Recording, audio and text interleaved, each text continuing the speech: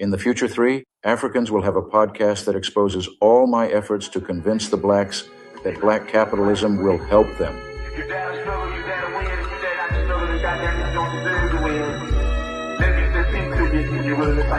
I said these politicians clowns, so let me reiterate it. Just being libs will never liberated.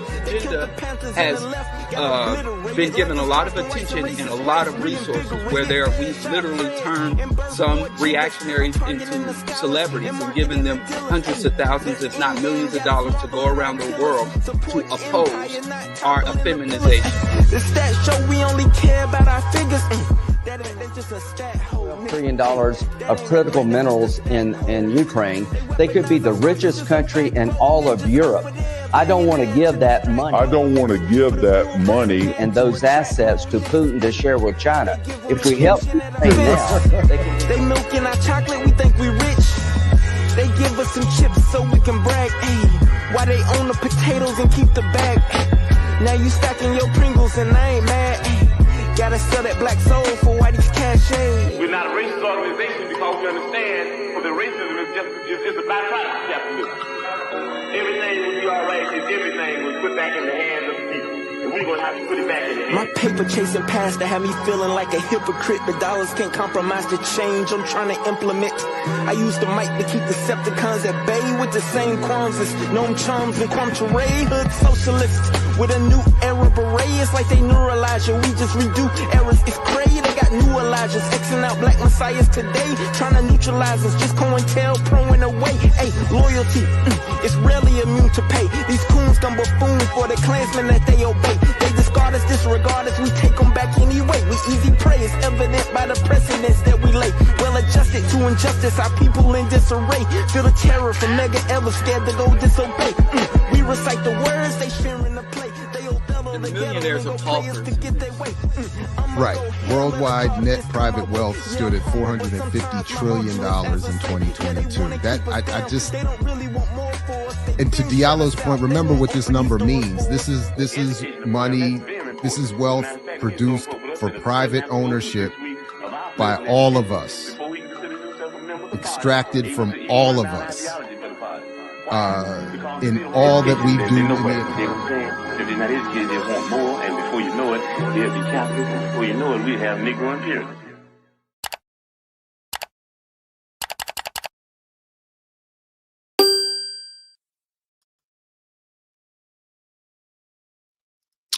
What's up, world? Welcome to episode 84. Earn your liberation right here on Black Liberation Media. Geechee Yaw, Jared Ball, the diva who says he's always on time is, of course, never on time. On time for a diva. What's up, everybody in the chat? Please do like, share, subscribe, put this in your socials, invite others to join you. Don't be stingy. And good morning, greetings to you. Maybe good afternoon, good evening, depending where you are in the world. Please do support our Patreon. The link is in the show description. We're still here, still doing our thing. We don't need Google. We don't need Google monetization to do our thing. We don't need it. Please imagine us needing YouTube permission. You know what I'm saying? So this wasn't Skip. That was Comrade Trav. But Skip actually wants to do a song with Conrad. So Trav. No. Wait. You messing it up. Maybe they will collaborate. I don't want to. They got to connect. They got to connect. But say it right. Skip said he is going to be creating for us an intro, another new intro. So I mean, it's on its way. But big shout out to Skip and the whole Jackson crew that were out there. That was a good Jackson, time. Bro. That's my first time. Is this my first show since we've been back? Yeah. I think, yeah. It is. Yeah, that's my first time going. Well, that's my first time spending time there. One time I went there to play a football game in college. And then the other time I went there driving through, stopping at the Whole Foods. But that's my first time like being in the city and running around. I think Jackson's pretty dope. I think I had passed through once many years ago, but that was really the most time that I remember actually kind of kicking it and it was a good time seeing Brother Tafari, and as well was dope. A number of folks. I mean, there was a number of folks we ran into, and some EYL supporters down there too. So, greetings and shout out to all of them. And we have a big show today. We got guests at 9 o'clock. We have a stacked run sheet, and straight up, I am going to try to prolong the show as much as possible, to be honest, today, because in my mind, the longer I'm on the show, if I stay on the show, I don't have to deliver my daughter to college later today, as is the plan, since her first semester starts on Monday, and your boy is not handling it well. I'm internally collapsing. It's an internal collapse. You almost did what LeBron did. He was playing until his son came, and you still teaching your son. Your daughter came, and you could have had her in your class, bro. For a number of reasons, that would not happen. I'm not interested in her getting drafted to my team. She's good where she is. She's good where she is. And I wouldn't have it any other way. But shout out to Morgan State that's helping keep that tuition cost down for me. So but and as we'll talk about, if we have time today, that is, I should call it Morgan Police State University. Because good God, the new announcements that came through from our president this week, it's a little startling. So y'all wilding. Y'all always been into some police shit over there though. Surveillance and it's really not that new. 33 plan. Yeah. But to read it all in the updates all in one laid out post is like wow. So but and shout out to my students. We had a great first week this week. I got oh man, Wednesday's class was wild. I had a Diallo moment. Oh shoot. Well, I let my class know that I'm an atheist. How did that turn out? I feel like young people are at these times. Not today. Usually, because part of the, first of all, let me be clear. Part of the process, the point is during these introductory, few classes, I like to let them know you are going to get a biased perspective. You are getting my view of things, and I see Diallo coming on in, checking in, getting himself together there. But man, look like he's still in Mississippi. Yeah, I don't know. Yeah, I'm gonna let him bring himself into the studio when he's ready. But the point is so I'm just doing this to let people know that, and especially in this class that I'm teaching, this public opinion persuasion course, basically propaganda, psychological warfare. Good morning, Diallo. Good morning. Yo. I'm telling them students that I was just saying I had a Diallo moment in my class Wednesday, in one of my 4 classes, I should say. And in this, so I'm making this point, right? I'm saying these introductory comments, and then I'm saying, I'm talking about my parental background. I'm letting them know about politics. I'm letting them know, this is Black August. Greetings to everybody. Happy Black August. And I'm saying what this is. I'm talking about George Jackson, if you really want to know, So I'm just laying this stuff out, and I'm basically trying to make the point. And as I always say, how do you know what you know, and why do you like what you like? Where I'm trying to get to the point where I'm challenging people to think about how they've reached their conclusions. And in passing, I mentioned that I am also an atheist. And I could see in one section of the class, there was like a collapse mentally. And one young brother interrupted and couldn't help himself and was like, "Did you just say you're an atheist?" And then that just launched into and my only goal in those moments is not to be critical of others' beliefs. I don't even get as aggressive as I am in my anti-religiousness. My point is to get them to think about how they reach their conclusions. So to come to some recognition that yes, I may just be a believer, but I have not put in the study. I haven't thought about this. I haven't read that. And it just got into this whole thing. So they're like, well, how come this and how come that? And my simple point is, I just don't see enough evidence for the claim. That was, And we'll have to see what happens on Monday. But it got a little bit heated. And one brother, I hear two things possibly happening.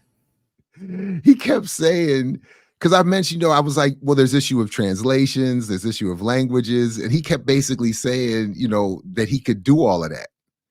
Like, he's 23. He was talking about he's learned enough about genetics to talk about evolutionary biology.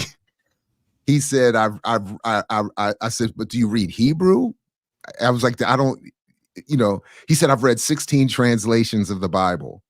I said, wow, you speak that many languages? And I said, or are you saying you've read 16 versions that were translated into English, which is usually what people... And he was trying to say he speaks Hebrew and Spanish. He uses strong concordance. He know what he's doing. He knows his way around the Greek and the Hebrew. So, but two things might happen. One, they might drop. Somebody might drop. Or two, they might have a rough time in the class. And I don't know if there's a passing or failing thing. And you the demonic professor who failed them. Oh yeah, no. So they'll never. None of this has anything to do with passing the course. So that's another thing that's part of the point. Like, you don't have to agree with me to get an A. And this is not a course on the history of religion.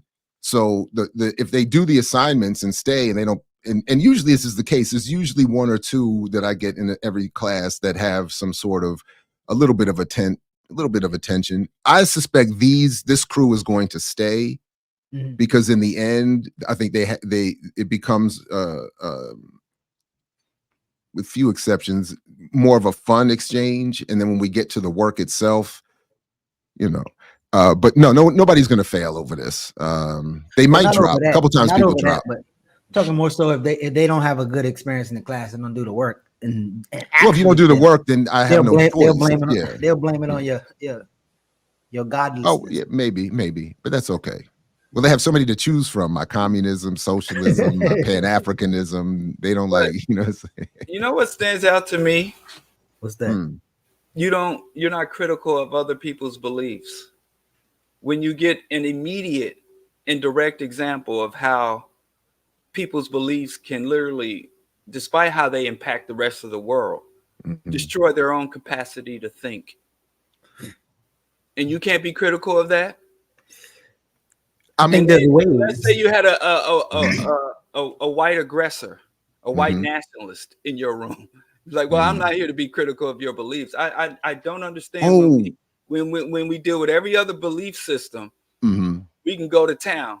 But when it comes to people's religious delusions, which is probably one of the most oppressive, destructive, it's been here longer than fucking us up, longer than capitalism, longer than Europe and European colonialism. But no, I hear you about religions. We have to tiptoe around that shit. So we talking about 17-year-olds to 20-year-olds. Like what? It's similar. It's similar to why we disagree on this. Those ages go off to war. Like what? Which is also, I think, not can form mobs and roam the No, they're not leading the war. But Diallo, the reason they get sent to war at that age is because they cannot form proper thought. Because they're not conscious enough to understand what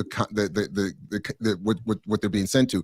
But my point is, it's similar to why I disagree in our approach in these spaces. That here, I think the goal is to build and to organize, and in the classroom, the goal is not to condemn, but it is to introduce people, young people in particular, in a relationship that is student-professor to a world of ideas they haven't been introduced to yet. It's to encourage them to be self-critical and to become critical thinkers, not to just condemn. So, and then also lastly, especially in the classroom where the topic is not religion, where the topic is not, I don't think it's appropriate. And then I also don't equate, I will admit, I don't equate young Black students who have beliefs in religions I thoroughly disagree with white nationalist, supremacist hate ideology. I don't equate the two. So I would address them very differently, even in a classroom. Right. So you're saying that you're just not critical of religious beliefs. I don't think that's what I was just saying. I think I said something a little more. It's not that I'm not critical. It's that I'm trying to be critical in a way that gets them to think about how they've reached their conclusions in a way that doesn't alienate them over the next 15, 16 I can weeks. appreciate that. Which is a good example of what we talked about in terms of interviewing. That I have a clip of our interview of the pre-InvestFest interview. Oh wow. But that's the example that we talked about. Like, we're not about to sit there and try to shred their ideas today. We're trying to get the information and lightly guide them in a different way. You get a better interview. That's different than what was stated earlier. With Jared is actually more important because I only gonna be with these people for a few minutes. Jared might be with these kids for a whole semester. So it's the first day. I think you probably should address it in a different way, as opposed to shred. I agree with that too. I'm just dealing with the statement of not being critical of others' beliefs. I have no issue with being tactical about how you engage someone about their beliefs. Mm-hmm. But what was stated early on was that just not being critical of beliefs. And I hear that all the time, that you can't criticize someone's beliefs. I'm told that I can't, and I do, and I can and I will though. It's just and then you proceeded, as you talked about how you a small segment of them responded, of someone who's never had their beliefs criticized. And I think that's a disservice to any individual in any space that they dwell in, to have such fundamental beliefs to not just about yourself or your values, but about the very nature of reality, and never encounter a criticism that's highly destructive to the individual and anybody that might try to engage with them. I hear you. And maybe I did. Let me just clarify. It's not that they're going to spend 16 weeks being criticized. The point is or to have their approach criticized, I should say. Mm-hmm. And that's really what I was trying to get at, the methodology of how they reach their conclusions, especially in a class about ultimately propaganda and psychological warfare. But you're right. I mean, and I do think that I would like to find ways where we can engage in criticism of some of these ideas without alienating the people. And that's really what I'm trying to do, especially in the classroom. But so should we get to some of this? Because I know we got I know. I want to get to this video and all of that. Yeah. I want to get to the video first because not the video, but the audio. And now I'm thinking, should I share it? Should I share the video from my computer, or I have it loaded up on this brand thing, but I think it's gonna take us off if we play it. So I don't know if it's. I don't know. My name is Serenity. Yeah, I don't know if I'm gonna play it that way. So, it worked. I don't know. I don't know exactly what you. I don't fully understand what you were just saying. So I'm about to play the interview. Yeah. I'm about to play some of the interviews from the pre-InvestFest. There's one sister who came all the way from the Netherlands to attend, and then there's another sister who lives locally. Because you went down there, is what you're saying. Well, I didn't go down there yet. They was at this other event that we was at. It's okay, I see what you're saying. At Venice. If you go to present and then hit video file and play it that way, is that that's what I was saying. So we can be on the screen. So I'll play it that way instead. All right. But yeah, it's and we can. I think with the video file we can skip up. Yeah, you can from the studio. When you pull it up in the little screen, you'll be able to drag it and mute it. I'm from the Netherlands, and I am a freelance creative writer. Last year I saw is this just audio? At a French page on Instagram, and I was like, one day I want to be there. I got on some extra project to save to come to here to experience InvestFest. So my name is Carlita. Currently I am a flight attendant by profession, but entrepreneurship-wise, I own my own candle and wellness company. My mission is to inspire people to transform the way they think, their moods, and their actions. What brought me to InvestFest, I was following MG, the mortgage guy. I've been following him for about 2 years, I want to say, as well as 19 Keys. I think when I first got introduced to MG, the mortgage guy, I was really following him just to learn how to get more into home ownership. But the reason why I want to be in the room, it's just important for me to be around other like-minded people who are looking to learn about financial literacy, or looking to learn about investing, or into networking. I purchased my first home June 3rd of this year. But to rewind what that process actually looked like for me, but it wasn't until November of 2022, I said I have to take this home ownership aspiration seriously, and that's when I really started tapping in with MG, the mortgage guy. He offered a 4-week home ownership class, January 2023. January 2024. This past year. How much was that course? And it was crazy because it was a free class, and I was like, "There's no way this is free." He literally broke it down. Week 1, how to purchase your home. Like week 2, the different types of loan, FHA versus VA versus this. So it took me through 4 weeks of how to purchase a home, and it really empowered me. And I was like, I can do this. So then after figuring out like what I needed to do as far as researching more, having more conversations with lenders, educating myself more on like home ownership terms, I started looking up home ownership assistance. So I got tapped in with the NACA program, the neighborhood assistance. I think it's neighborhood assistance community, something. I don't know the acronym fully. And I started kind of just ping-ponging between what MG was telling me about, because he also was the one that introduced me to that program from listening to Gems and Rants. So then I got tapped in with NACA, and I feel like it was the first time I was like, I can do this. So once I got through that NACA process, I closed on my home a few months ago. And since closing on the home, I'm now back in my space. So I actually have been tapping back into my business, just finished creating like the branding strategy, the redirection, in the process of relaunching my store, my website. Neighborhood assistance. And what it made me realize is like the connection for me is home ownership was my peace of mind. We listened to this whole thing. It's inspiring me to figure out, okay, how. We don't have to. I can skip up. I mean, it's pretty long. That's what I'm asking. Yeah, I'm just if we are, I can. Yeah, I'm good. Yeah, I'm just curious. Okay. Am I going to pay off this house faster now? Because I don't want to. I don't want this loan over my head. Like, what are some creative things I can do now? Creativity. Notice how she said home ownership is a peace of mind, but then she also, I got to pay off this debt because I don't want this over my head. So that was, and I mean, throughout the interview, I started asking like tougher questions to make them grapple with what they're saying. Oh, I see. Okay. Why is it just audio within my entrepreneur?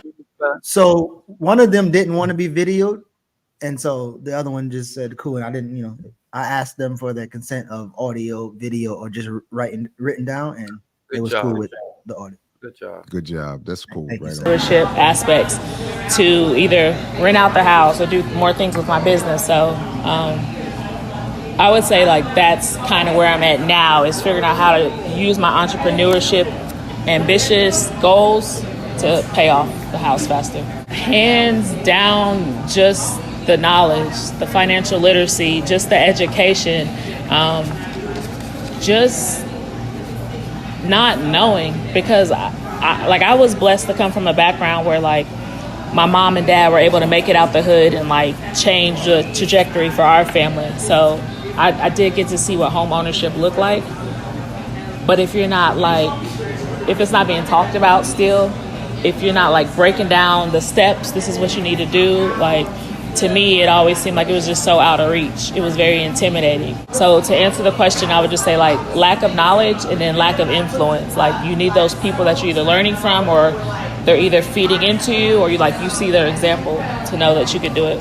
Does it give you some type of anxiety about like, okay, like I'm learning investing from people who actually haven't made their fame or money in investing? For me, yes, it's called InvestFest, but I think probably because I'm not from here and have little information about the inside of the people that are speaking on the things they're speaking on, my main thing is information and inspiration. Okay. So being in a space where I see Black people doing things that I thought that wasn't possible, that's my main reason for coming here. Probably doesn't make any sense because it's called InvestFest. I'm very curious about investing, but investing is not even the main thing for me to be at this event. As crazy as that sounds, It's just the fact that everybody there is an image for me that anything is possible. So that's the way that I'm looking at this event, and I'm like a sponge. So I will be in the environment and just see whatever energy flows to me and what I can learn, and whatever sticks. I just really love that question because I literally was having an exchange with a friend last night, and I could feel some of the friction within this conversation. So one, I do recognize that there is a space that exists where people are capitalizing off of like the lack of knowledge. They're capitalizing off of pay for my class. They're capitalizing off of, hey, I gave you the information, good luck. So I'm not going to say that doesn't exist because I recognize it. Two, because the conversation I was having with my friend, I was like, you have a multi-million-dollar brand on your hand that I'm trying to help you build. You need to be in the room. His perspective was, listen, like, I'm good on the constant networking for show, money grab events. I'm cool on that. Like, I'd rather stay home and stay locked in, right? So I feel like that is an authentic, thought, and I don't want to like disregard it. But I feel like how I kind of responded to it was like perspective shift. So I know when you ask, like, when you think of like InvestFest, do I think I'm going to walk into it like learning how to invest? Maybe not. But I think for me, I look at it in terms of more of I'm investing into myself. And I'm going to go with the mindset because one of the things he said was like, I don't want to just go to just be networking, talking all day. And I was like, that's a valid point. But I was like, I'm going to go in with the mindset of intentional connecting with builders. So actually having like goals that I want to accomplish. Like, let me meet somebody that can help me with this, and this. I wonder what you think about wealth, capital, and then how even when we buy houses, we're normally like trying to pay off the bank. Yeah. And we have to hustle to try to get that money. I feel like it's one of the biggest scams. Mm-hmm. Like I was saying earlier, like, I'm not proud that I got this big loan over my head, but I'm proud that I have something that I can now help my friends. You can come live here. You can come stay here. I can grow off of it. But outside of that, like, I feel like it's inhumane that, like, why am I paying $200,000, $300,000 something and that's supposed to be over my head for however long? And let me hope that property taxes don't go up. And from what I've been seeing, like in Fulton County and some of these other counties, like, it's crazy. I feel like personally, getting a house but not having like a plan with how to make money off the house is almost like, I'm trying to use my words wisely, like, I don't want to say it's a waste, but it's like, it's a scary thought.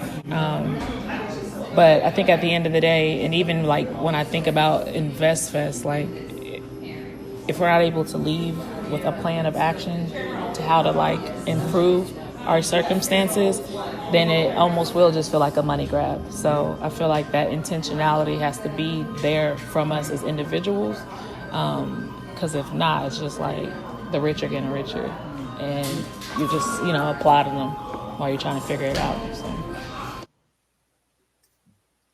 So they talk the coach's top thought leader. So this is before they go to the event, and I will interview them after they get back from the event, and possibly that last sister who talked about being a flight attendant and entrepreneur, Candle and Wellness. I asked her and maybe even her friend who said I ain't going. I told them if they would like to speak to Amber later on when Amber do her research, they will probably be a good group to do it. But so yeah, we just talked about talk about Erica. Yeah, Erica. Yeah, because Erica's here now, and we're gonna connect, and I'm gonna try to trade some of the interviews. But I'm also wanting to get her some people she can interview later, and I feel like that one sister will be a good interview.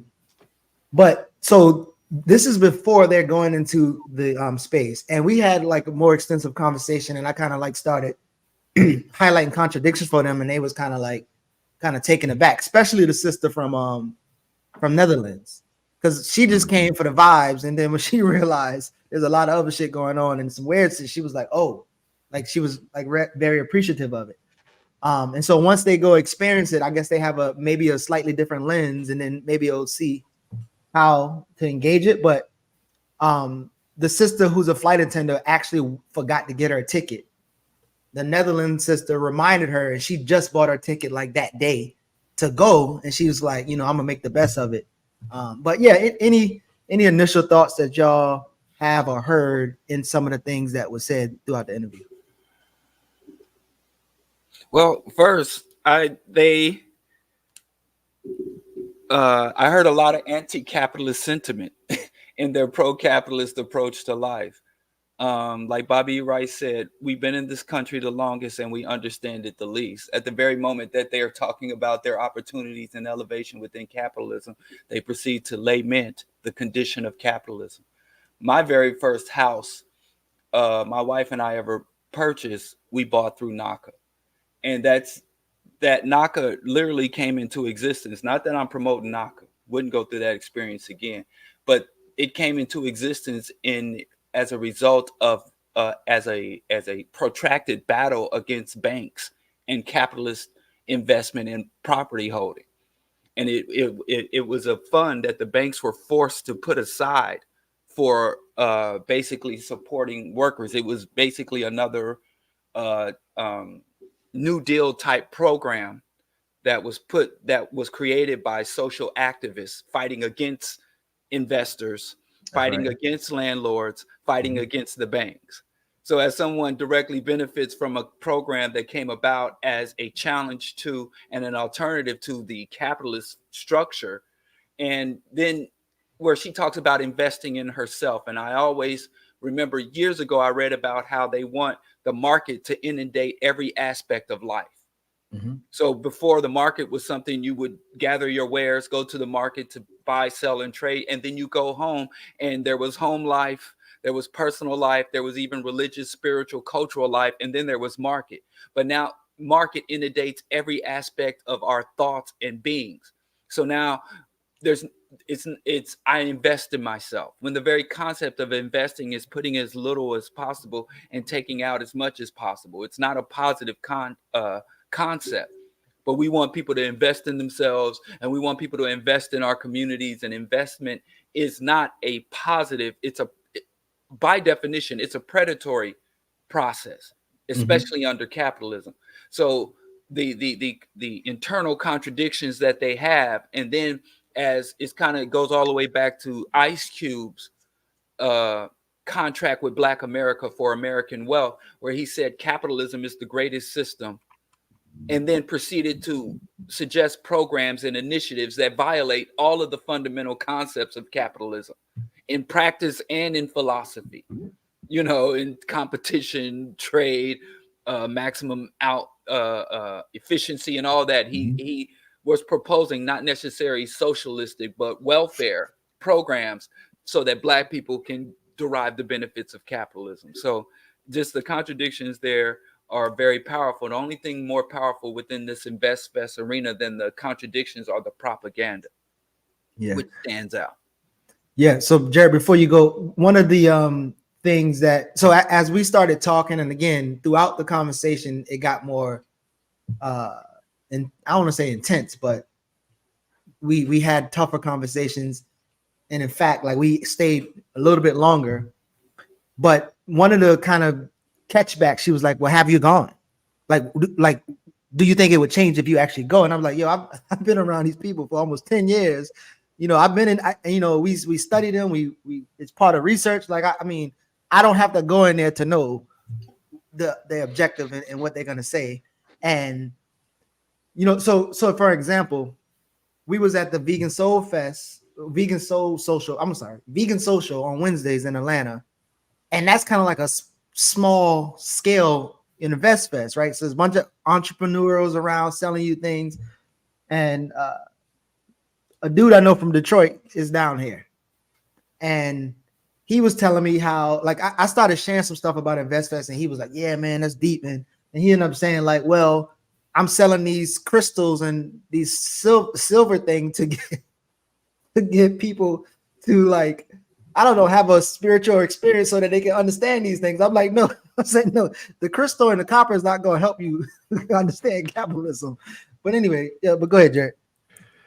No, I mean, as I kind of said in the middle, I just, unless I don't understand, which is always a possibility, have to acknowledge the theoretical potential for that to, exist, that I just hear a lot of confusion. And to Diallo's point about the propaganda, that seems to be where a lot of it is. The messaging, the narrative is that if you do these things, you will have an improved life.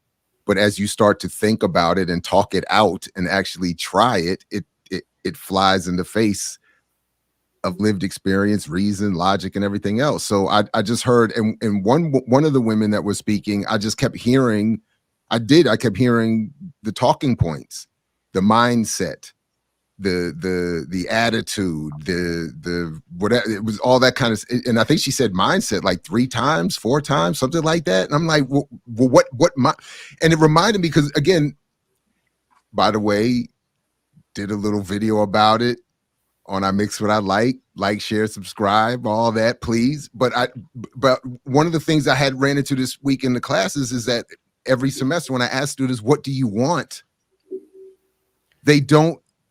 There's nothing, they have not been taught how to evolve the kinds of analysis, interpretation, practical thinking to conceive of a world they would actually want to live in. So everything is, well, what do you want?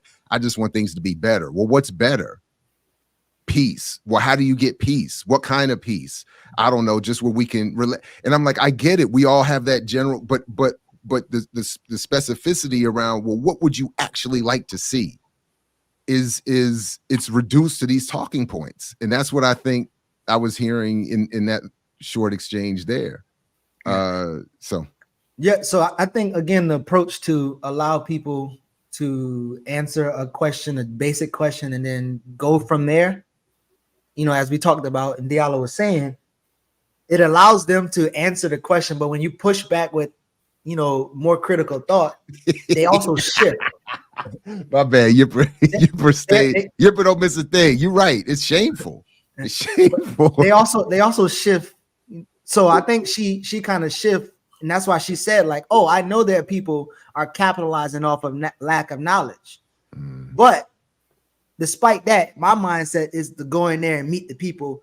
She said, I'm not even worried about the people on the stage. The people on the stage, I know they, are in it to capitalize off of lack of knowledge, but I'm just going to, And so I started asking, like, well, $300 to do that. I mean, I don't know if $300 is worth trying to. But I also want to know what's the next step with what's his name, the mortgage guy, after you got the free course and you learn the basics of the different loans, all of which I feel like you could probably do in a couple Google searches and a couple blog posts. I'm sure there was the next stage where she had to pay, right? Something, right? No? Listen, no. So I think when she was asking me, like, well, do you think that some of this information is good and blah, blah, blah. And again, I had to liken it to, a man teaching the classes, telling women to cover up and don't smile at men and all these. And I'm like, I'm not about to sit there and tell him that he's doing a good job, or even if he prevents somebody from getting harmed, I'm not about to sit there and say, oh, he's doing a good job. In fact, I'm going to say there's a condition that create these things and we need to address the condition.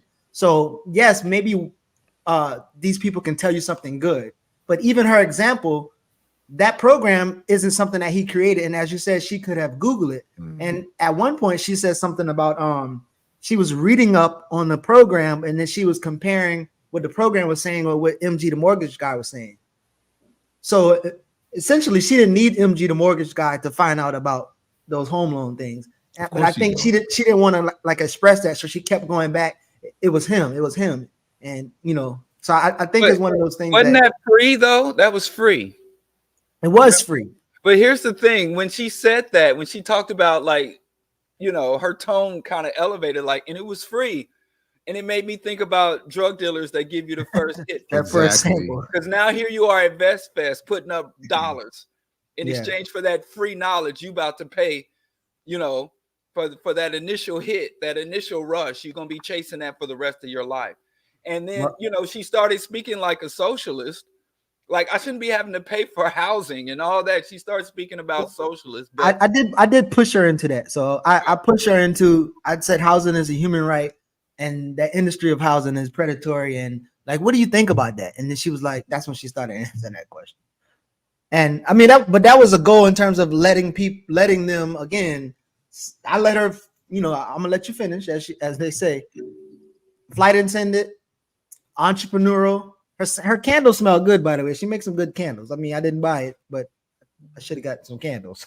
But I was just curious. I'm like, yo, you know, even after you get this loan, and I think I don't know if she meant that her loan is $200,000, but if she got a $200,000 house, Lord, I mean, it's gonna take a lot of candles to get there. And then I'm not sure how the connections at InvestFest is gonna help you get there, but you still would have to hustle. And so we started talking about the, you know, idea that millionaires and billionaires don't make, they don't do that type of work. I gave her the Rihanna example. I gave her the Black Wall Street example. By the way, me and Skip heard this, but the dude who I interviewed from Atlanta, who's running for city council, I told him about like the Black Wall Street thing and talk segregation. And I said something about like the white man had the milk for 10 cents and the black man sell it for $3. You couldn't even buy it for the 10 cents. So he did an interview. And on the interview, he said, I had this conversation about Black Wall Street. So I went back to my notes. And then my notes said the white milk was 5 cents. So he literally said what I said, but he said it was in his notes. So I'm gonna have to check in with the dude later on. But yeah, so I just think, one, they're gonna have a different experience to where they're gonna be a focus on some of those things that's being said. And I think that will be helpful in a way, but I'm curious to see. Like, I know the sister from the Netherlands going to have a way different experience than the sister from Georgia, because the sister from Georgia kept trying to like justify going. The sister from the Netherlands, like, damn, I did just come over here because I saw some vibes and I saw all these wealthy people, and damn, I didn't even really think about that. And so, yeah, I think that'll be interesting. What'd you say? I also wanted to point out another highlight where she talked about making it out of the hood as a child. I thought we had gotten past the efficacy. You know, I thought black folks had realized the hood is your race. You know? Ain't no making it out, even with, you know, resources and you know, generational wealth. I thought we had made it past that. It has genuinely, maybe I'm just in a bubble, but it's been a while since I've heard the make it out the hood trope. I also think that was a camouflage for what she was actually saying, because if she says the lack of home ownership or the barriers to home ownership is lack of knowledge, but she grew up in a family who owned homes, she would have to say something like that, because now you're like, wait, your family owned a home. And we started talking about, again, the wealth disparity. Your family owned a home, but they also couldn't pass down the wealth to buy you a home. But you see what home ownership look like. Even in what you were talking about in the interview, even the language is entirely misleading. For most of us, owning a home means engaging in entering in a 30-year debt relationship.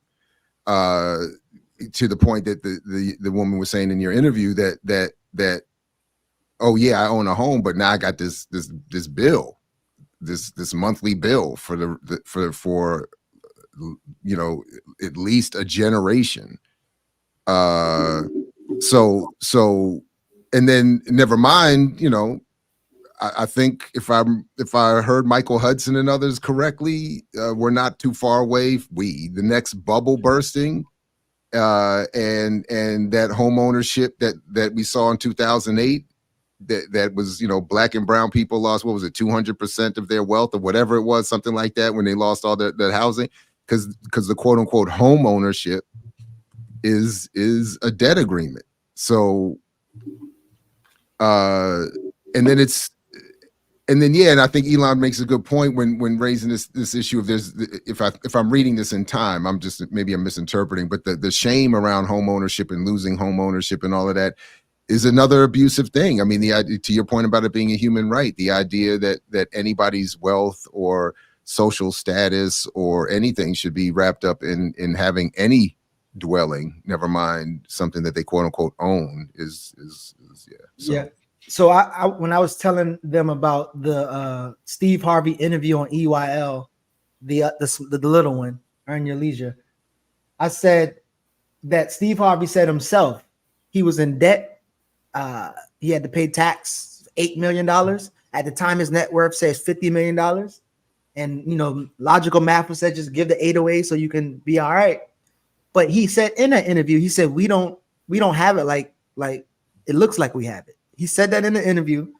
And then I asked him right before he was about to speak at InvestFest, being $8 million in debt, what did he do? Did he invest to pay that $8 million off? Like, no, he went to work. This literally said it. He started hosting Family Feud and some other things. And so I said, well, why would this man who's at InvestFest speaking on the stage talking about invest to poor people, broke people? He didn't even invest to get out his tax situation. He went to work. And she was like, oh. Like it was. I thought you asked the great question. I did like that you asked that question. And can I? How does none of these people made their money the way they're telling you to pay them to make their money? And historically, the stock market and investment has not been a way to create wealth. It's been a way to sustain and diversify wealth. That's why if you look at who owns the stock market and the institutional investors, there are a small percentage of investors own over 80% of the shares. It's the same thing in crypto and all these other investment platforms, investment vehicles. It more so most people that it's the ownership and control of the means of production. That's where the wealth comes from. So the stock market is just part of a larger portfolio, but running as your core place to invest your wealth, I mean, in reality, you're just as likely to go to a casino as you are to go to the stock market as someone who's a wage earner, trying to increase your status or standing in the system. And when we look historically, I just think we need to be reminded when workers band together to collectively uplift, they've gained much more. And that's where NACA came from. When workers band together to collectively bargain or to protest or to withhold their labor, they get more concessions from the system and the elites than they do as individuals trying to break free of their class. So class organization and rising as a class historically has proven to be more a better investment, for lack of a better term, pun intended and all that. Collective mass organizing is a better investment for your time, your labor, and your resources than trying to individually play the game and go head up with Warren Buffett. Well, speaking of going head up, and I think it connects. So Diallo's cousin in Chicago, who's running for office, was about to put the pause on RolandMartin, but they was actually fighting about. Yeah, I made some memes. I had to go on my socials and delete the memes I made about this dude. Wait, she was about to put the on RolandMartin? Not the poll. Okay. My bad. Phrasing.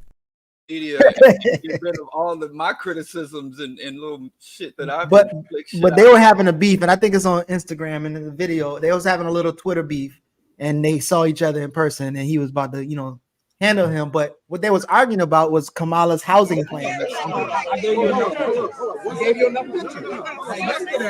Yesterday, you tweeted about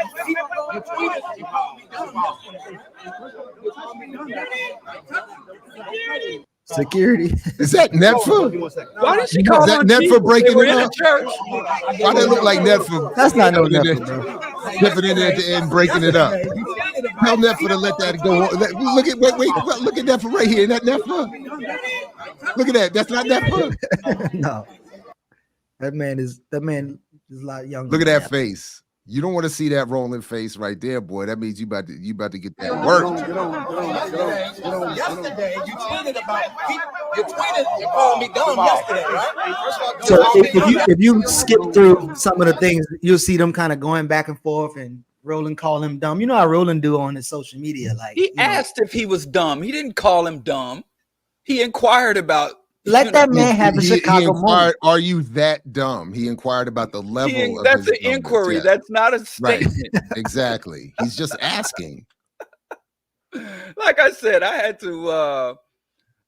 to scour my socials for all my comments I made about Jamal Green. Wait, but listen, I didn't know. So who is Jamal Green, though? Well, let's talk about it. I Diallo, don't even know who he is. Jamal Green has been what the few I looked at. Arnie Duncan is the one who kind of brought Jamal Green on the stage. Obama's Secretary of Education, who wanted to militarize and privatize all education. Let me show y'all who Jamal Green is. Go ahead. Let me tell y'all something. I got to delete this, so this is the last time anybody's gonna say it. That's Jamal Green. That's an illustration. Oh my God. From Jamal Green. He's an attack dog, a black attack dog for the white political establishment in Chicago. He's also a singer. He's also a singer too. By the way, he got some albums out. And when I post this, this was like last year sometime. But I'm deleting this. Let me hurry up and get this down because I didn't know he was out here hunting. I mean, I don't know if Diallo called me an attack dog, Diallo. I don't know if you just saw it. I made the meme a year ago. Before, listen, Jamal and Arnie is doing the real work in Chicago. I don't know what Diallo is doing, but yeah, of course. Everybody's a better organizer than me. Everybody's out organizing. I didn't know I was the yardstick. I thought y'all should be out here out organizing the white man, but y'all out organizing. I don't know. But I think it is funny. I don't know if we have time. We probably don't have time to get to it now. So maybe after our guests, we can get to it. But it appears to be that the entire RolandMartin crew tweet the same way. They engage social media the same way. But I think I called them up. If our guest is here a few minutes early, we might as well not stand on ceremony and get started. And we can come back to the RolandMartin crew and how they engage the community in social media. So don't go anywhere, everybody. Like, share, subscribe. Wait, I have something to say. About this whole surprise. No, go ahead, man. Anytime we about to segue, he always got something to say. Go ahead, say come something. Late, come late. Go ahead. It's just mad. Nah, let's just go on because oh my goodness. Write it on a note so you can remember it. Let's go.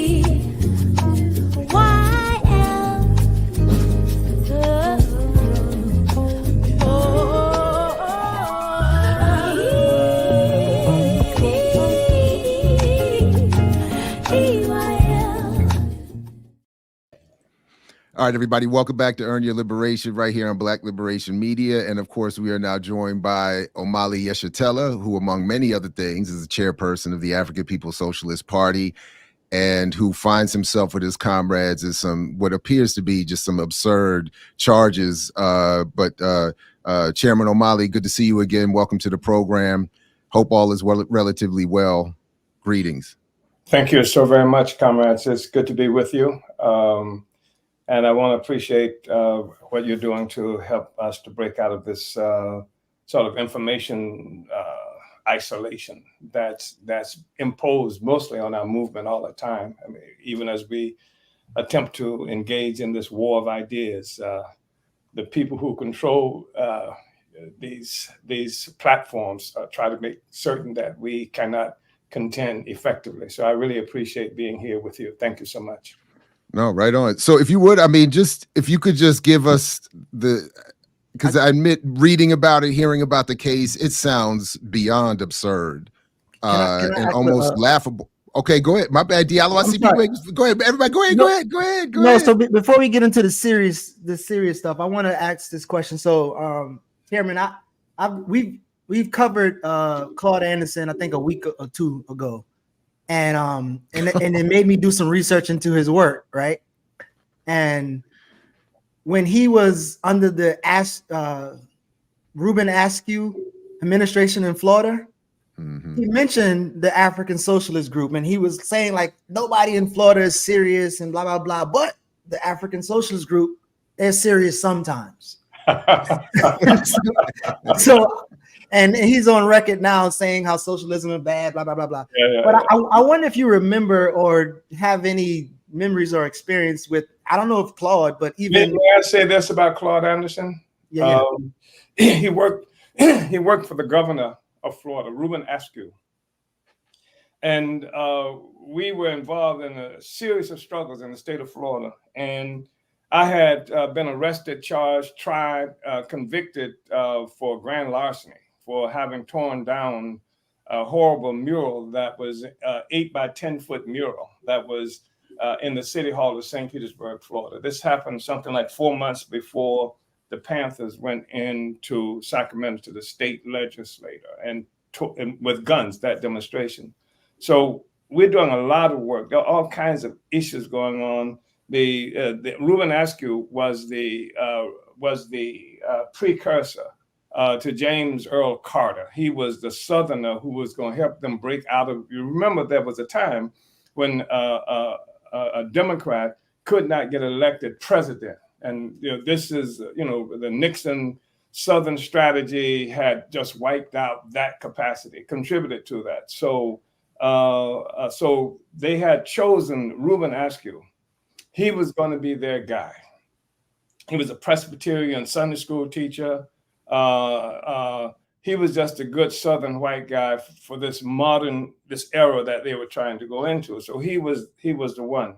But in his hometown, Pensacola, Florida, the highway patrol had gunned down this young 21-year-old African man named Blackwell, had shot him point blank in the face and blew his head off. And we were engaged in a whole bunch of struggles around that case, around the case of Pitts and Lee, two young Africans who had been on death row for 12 years for a murder that a white man had already confessed to. So we were protesting all of this stuff, disrupting Askew's every appearance he made. We were there. And so I got this phone call, and I'm facing appearance to go back to court because I'm out on appeal bond from the mural charge. I've been 5 years in prison. I'm facing, so I'm out on appeal bond, and I get this phone call from Claude Anderson, and he said, "Look," he said, "we hear that you're planning a demonstration at the governor's mansion." And he said, "We'd prefer you not to do the demonstration at the governor's mansion, do it at the Capitol." I didn't know what the hell he was talking about. But I said, "Look, we don't have time to recalibrate and do all this other kind of stuff. We got this case that I'm going to court with soon around this mural charge." He says, "When are you going to court?" I gave him the date. He said, "Who's the judge?" I told him the judge. He said, "Don't worry about it." So sure enough, I show up in court, and the judge is now calling me Mr. and saying that the stuff happened a long time ago, and when the attitude was really bad about Black people, et cetera, et cetera, et cetera. Said I'm just dismissing this thing based on time served. And Claude did that. And so I saw Claude Anderson much later doing some reparations work. And he said, "Yeah, I got your black ass out the chain gang." But yeah, I like Claude. I don't know, we come from a whole entirely different ideological perspective and what have you. But he did that. He did. Okay. Yeah. Hey, yeah. Right on. Great story. I'm sorry to interrupt. But I selfishly. Lord have mercy.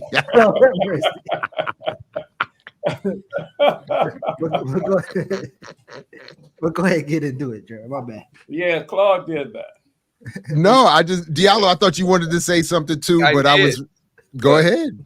I just wanted to state that thought crimes, freedom of speech, again to Noam Chomsky, before the ink dried on the Bill of Rights and the First Amendment, the United States has already began violating. That has always been a cosmetic right in the United States.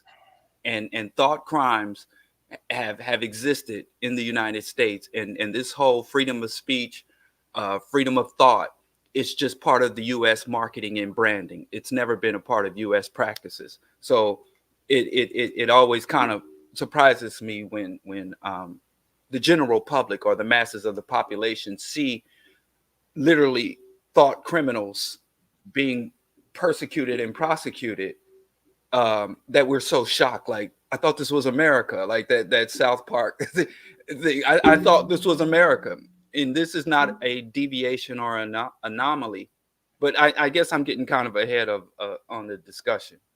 But just to But I want to say that, if I may, the conundrum that the United States is confronted with is the fact that you had all of these white people coming to these shores, to the United States and other places, actually running from certain kinds of contradictions that involve feudalism, monarchy, and stuff like that, the divine right of kings, no rights that the people had, etc. So they come here and they create this Constitution and Bill of Rights and what have you that was supposed to challenge that history, that past, etc. And so they're going to make sure rights are here. So, you have, freedom of speech and the Bill of Rights and freedom of association, etc., etc. But a contradiction built into that was this was ratified in 1791. In 1791, African people were under the lash, facing most severe kind of oppression, repression, torture, etc. So obviously, this 1791 Bill of Rights, First Amendment, had nothing to do with us. It was for them. And the contradiction is that they won the freedom to oppress on indigenous land. Black people stole half of Mexico. It was freedom to oppress that they achieved. And of course, I'm not liquidating the fact that the majority of white people who just became dumber because they were fed the resources, the loot from exploitation, oppression, etc. Especially initially, didn't have full benefit of this stuff, but it came to be beneficial because it contributed to their willingness to participate in the deprivation of rights for everybody else in order for them to keep their place on this pedestal. But I agree with you. I mean, it's an absurdity, and so that's their contradiction, and that's their conundrum, because they, on the one hand, they want to preen on the world stage as being the center of the custodians of democracy, fighting against autocratic regimes and leaders all around the world. On the other hand, they have to contain this colonial population that exists inside the United States, and you can't do that except but extreme violence, because what does a colonized person have to talk about except being free? And obviously, freedom is illegal for a slave. It's illegal for somebody who's colonized, no matter what else you want to say about it. So I think that's their conundrum, but that's the thing. We're not trying to turn KamalaHarris or Biden or any of them into African internationalists. We're not trying to say you got to believe in the struggle against colonialism. We're saying that you say you believe in free speech. You say you believe in the Bill of Rights. That's yours. That's not ours. And so that's the thing that we are going to fight them around. And so I agree with what you said about the conclusions drawn by Chomsky and other people about how frivolous this entire thing has been from the United States government about free speech. But that's their conundrum. That's the albatross that's hanging around their neck, and we're going to make them have to eat it. going forward with this farce that they call a trial. So, but this is my problem, that in reading the charges initially and trying to pay some attention to what's been going on, and I'm trying to run around here and all my light skin privilege, and they snatched up white comrades too. So I was like, wait a minute now. I said, wait a second, what happened? So then I'm saying, but Chairman Omali, so this whole thing about not reporting as foreign agents, could you break down what it is that you are accused of versus what you are actually doing, and how we got to where we are, and then of course give us the latest update, please? Well, the thing is, what they've done is what liars often do, is they use some facts to obscure and distort the truth. It is a fact. I went to Moscow twice in 2015. But I also went in 2007. I had been to Spain speaking to an international conference. In 1983, I had been to Ireland, trying to win solidarity with the struggle of African people in this country, and was victorious to the point that the Irish Republican Socialist Party actually had a national press conference with me saying that they supported reparations. They were opposed to the genocide that was committed against African people in this country, and they would not take any money from Irish people in this country unless they supported our struggle. I mean, so I have been to Suriname, all around the world, advancing the struggle of African people, breaking out of this isolation and winning solidarity and support. So it is a fact. I went to Moscow, but they left out these other facts of places that I went to because they wanted to obscure the truth and make this peculiar.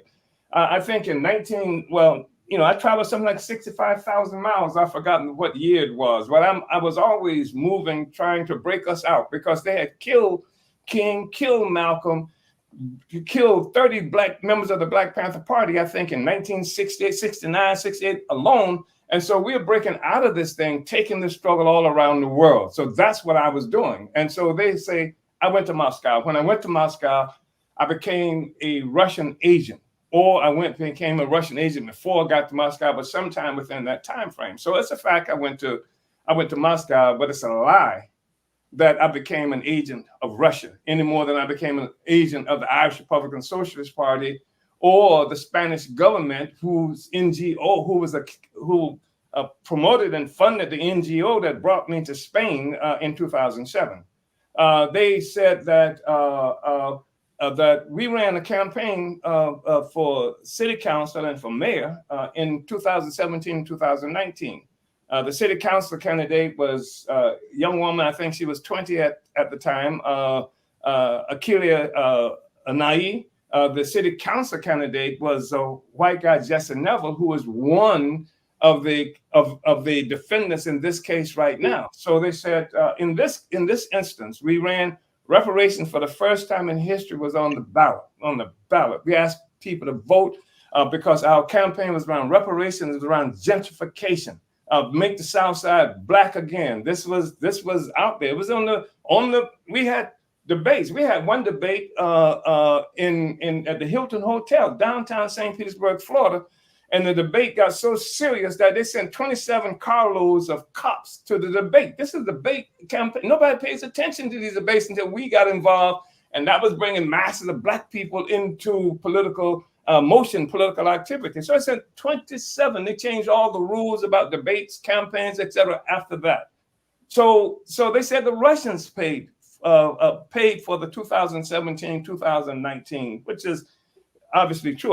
Untrue. We had a situation where Keeley was such an effective campaigner that in one debate she was in, the struggle she was in, it went viral all around the world around the question of reparations, and black people literally sent so much money to her campaign from around the world that the system, electoral system that they had crashed.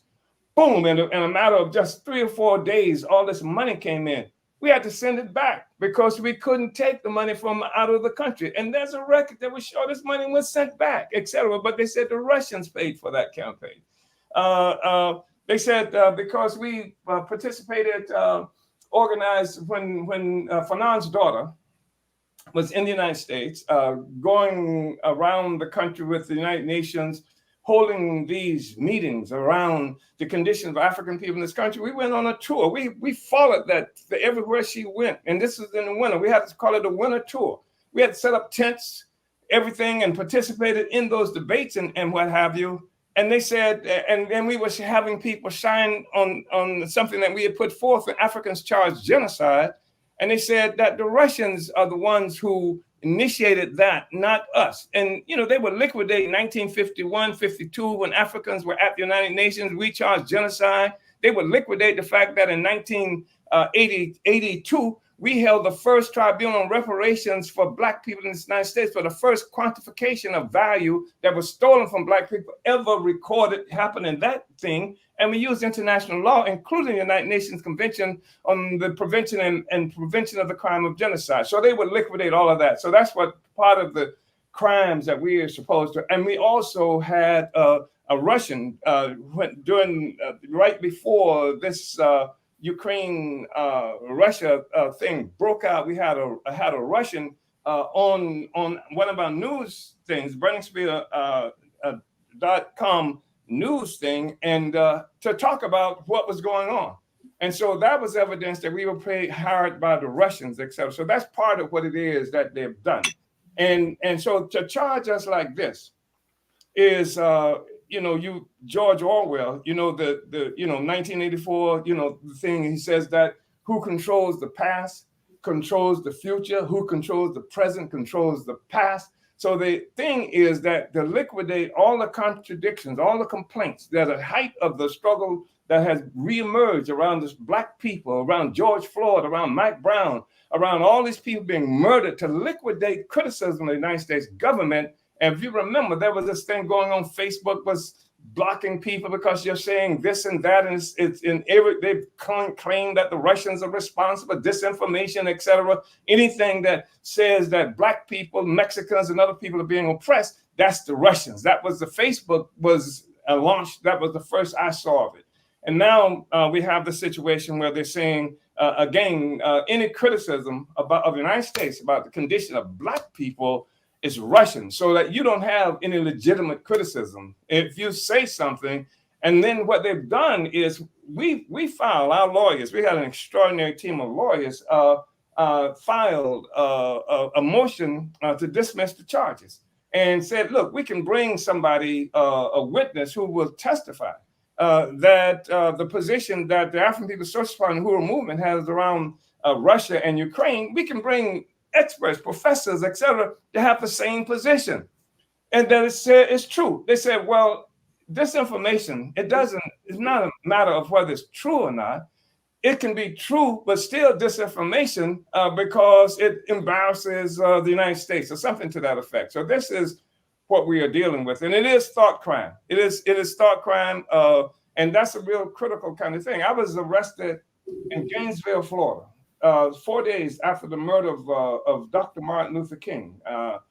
He was murdered. I was out of prison when I was arrested. I had been out of prison something like 8 days on appeal bond from the murder charge.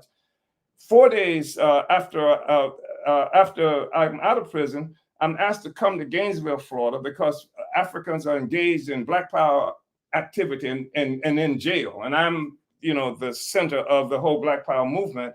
And so I get to Gainesville, Florida. I get off the bus, and King has been killed. I learned King has been killed while I was on the bus. So the nature of the demonstration I was going to participate changes automatically. So I make a speech there in Gainesville, Florida, and they arrest me for inciting to riot. Now, inciting to riot does not require a riot to happen. I just had to have wanted a riot to happen when I spoke.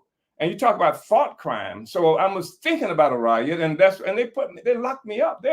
I was put on trial, for this kind of nonsense, and that's been the history, et cetera. So that's what it is. The thought crime. Black people do not have a right. Oppressed people, in particular, colonized people, do not have a right to challenge this relationship, because it destroys, undermines the whole concept of this great democratic beacon of light. This is this city. The shining city on the hill that America tries to present to the world. It destroys all of that. Our presence, our existence destroys that. And so they have to say that we are not real, but we are creatures. We have no agency. We are creatures of some other entity, their interest, etc. If it's not the United States, it must be somebody else white.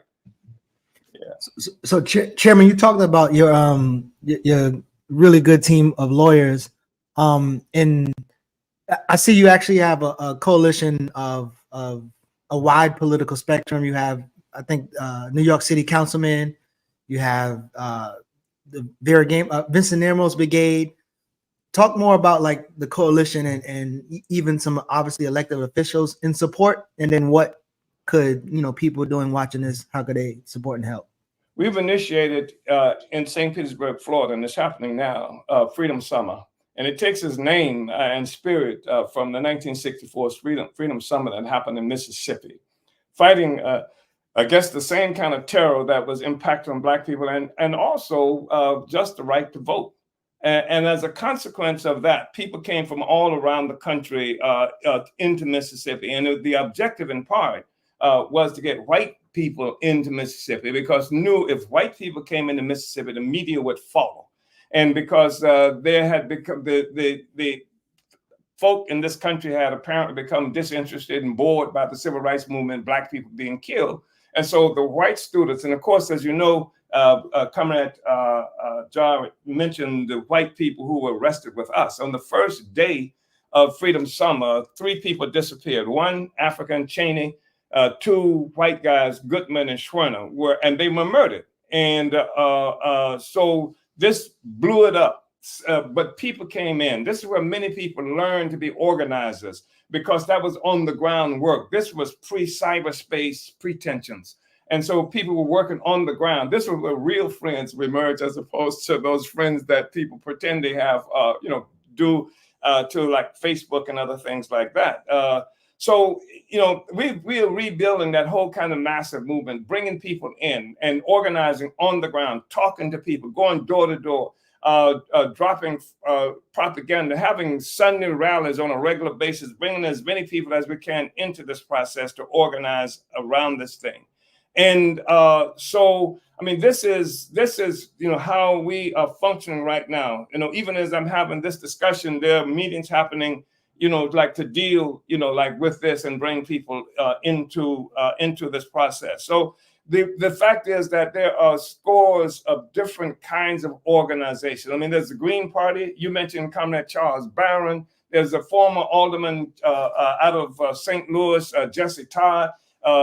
There's Mukasa Willie Ricks, Fia Mungaza, all kinds of people who are part of this. I mean, it crosses the spectrum. And you probably know, even Tucker Carlson interviewed me and came out. As I understand it, Carlson sat next to Trump, during the Republican convention. So it crosses a spectrum of anybody who can respect the notion of free speech. And they have their own reasons for the question of free speech. When I say they, I'm talking about people who are characterized as right-wingers and even Trumpers. They have their own reasons for being concerned around the free speech issue. Many of the people I'm talking about do not agree with us ideologically, politically, etc. But they do recognize that if they would use Black people to assault free speech that was designed for white people. So this is what I'm saying to white people. Look, it's not us that they're taking free speech from, because we never had it. Emmett Till becomes a great example of what free speech has meant for Black people in this country. Lynchings and stuff like that. We never had it. It's you. And they would use somebody, like they would even use Trump, because they know Trump is despised by a lot of Black people, a lot of liberals, so they can attack free speech using Trump. They attack free speech using me. When you buy into the attack on freedom of speech, you bought into an attack on your right to free speech. And so that crosses the whole political spectrum. All kinds of people have been able to unite in opposition to what the FBI has done, even if they don't like us. Yeah, the Tucker Carlson reference was deep. I wasn't ready for that part. I saw that. Part. Yeah, that's wild. Okay. Yeah. I mean, he came out. He was one of the first that came out in opposition to us and to what happened to us, you know, and unlike, so he came out, you know, he was out of the gate. And there were different forces. I mean, some people wouldn't even come to events that were happening because they didn't like this group that was supporting us. They didn't like this group. And so we're saying this whole issue is about free speech. We don't care if you're a Trot, Stalinist, or any of those other kinds of things. We don't care if you're libertarian. The question is, Nazi? Is this. How's that? Or Nazi? Well, listen, let me tell you this. We live under colonial domination, and fascist colonialism was no worse than liberal democratic colonialism. The French, who won this reputation of fighting the fascists, et cetera, at the same time they were fighting fascism, they were killing Black people in Algeria, they were killing people in Vietnam. They did the whole gamut of things, even as they were fighting against fascism. Colonialism is the foundation that the entire system rests on. Fascism in the form of a colonial state, just like this liberal democratic capitalism rests upon a foundation of colonialism. So we want support. But I do think we have to be cautious. It's no different than when the right-wing reactionaries came out for prison reform. And they came out against mass incarceration, and they had the Koch brothers were funding these panel discussions, and the Heritage Foundation were supporting prison reform.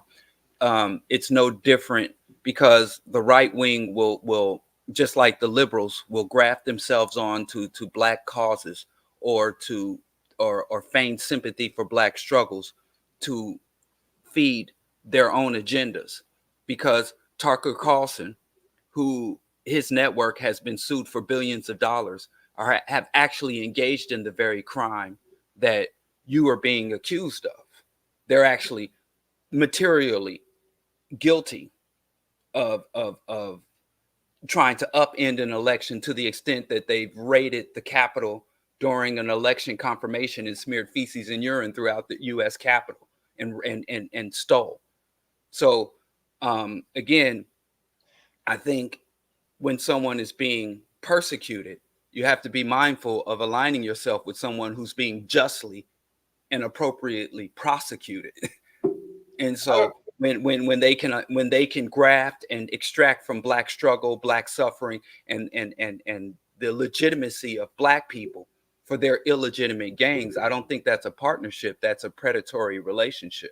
But I'm not talking about partnership. I'm talking about the stuff you says that you can't prevent anybody from taking a stance. What you have to do is have your own strategy, and you have to have your own to what end. And it's your strategic objective that you're in pursuit of, and not their strategic objective. And if there's a trajectory that you can create that will bring all kinds of forces to the objective that you're fighting for, not necessarily what they are fighting for. And that's the thing that we're clear on that. And if we've gone all the way back to the 70s, and you will see that we've written documents, papers, tactics and strategies for liberation. And it didn't mention Tucker Carlson because we didn't know Tucker Carlson. It didn't mention Joe Biden. We didn't know Joe Biden. Well, we knew that Joe Biden had come out against the Civil Rights Act. We knew Joe Biden was opposed to busing because he didn't want his children to go to school with animals.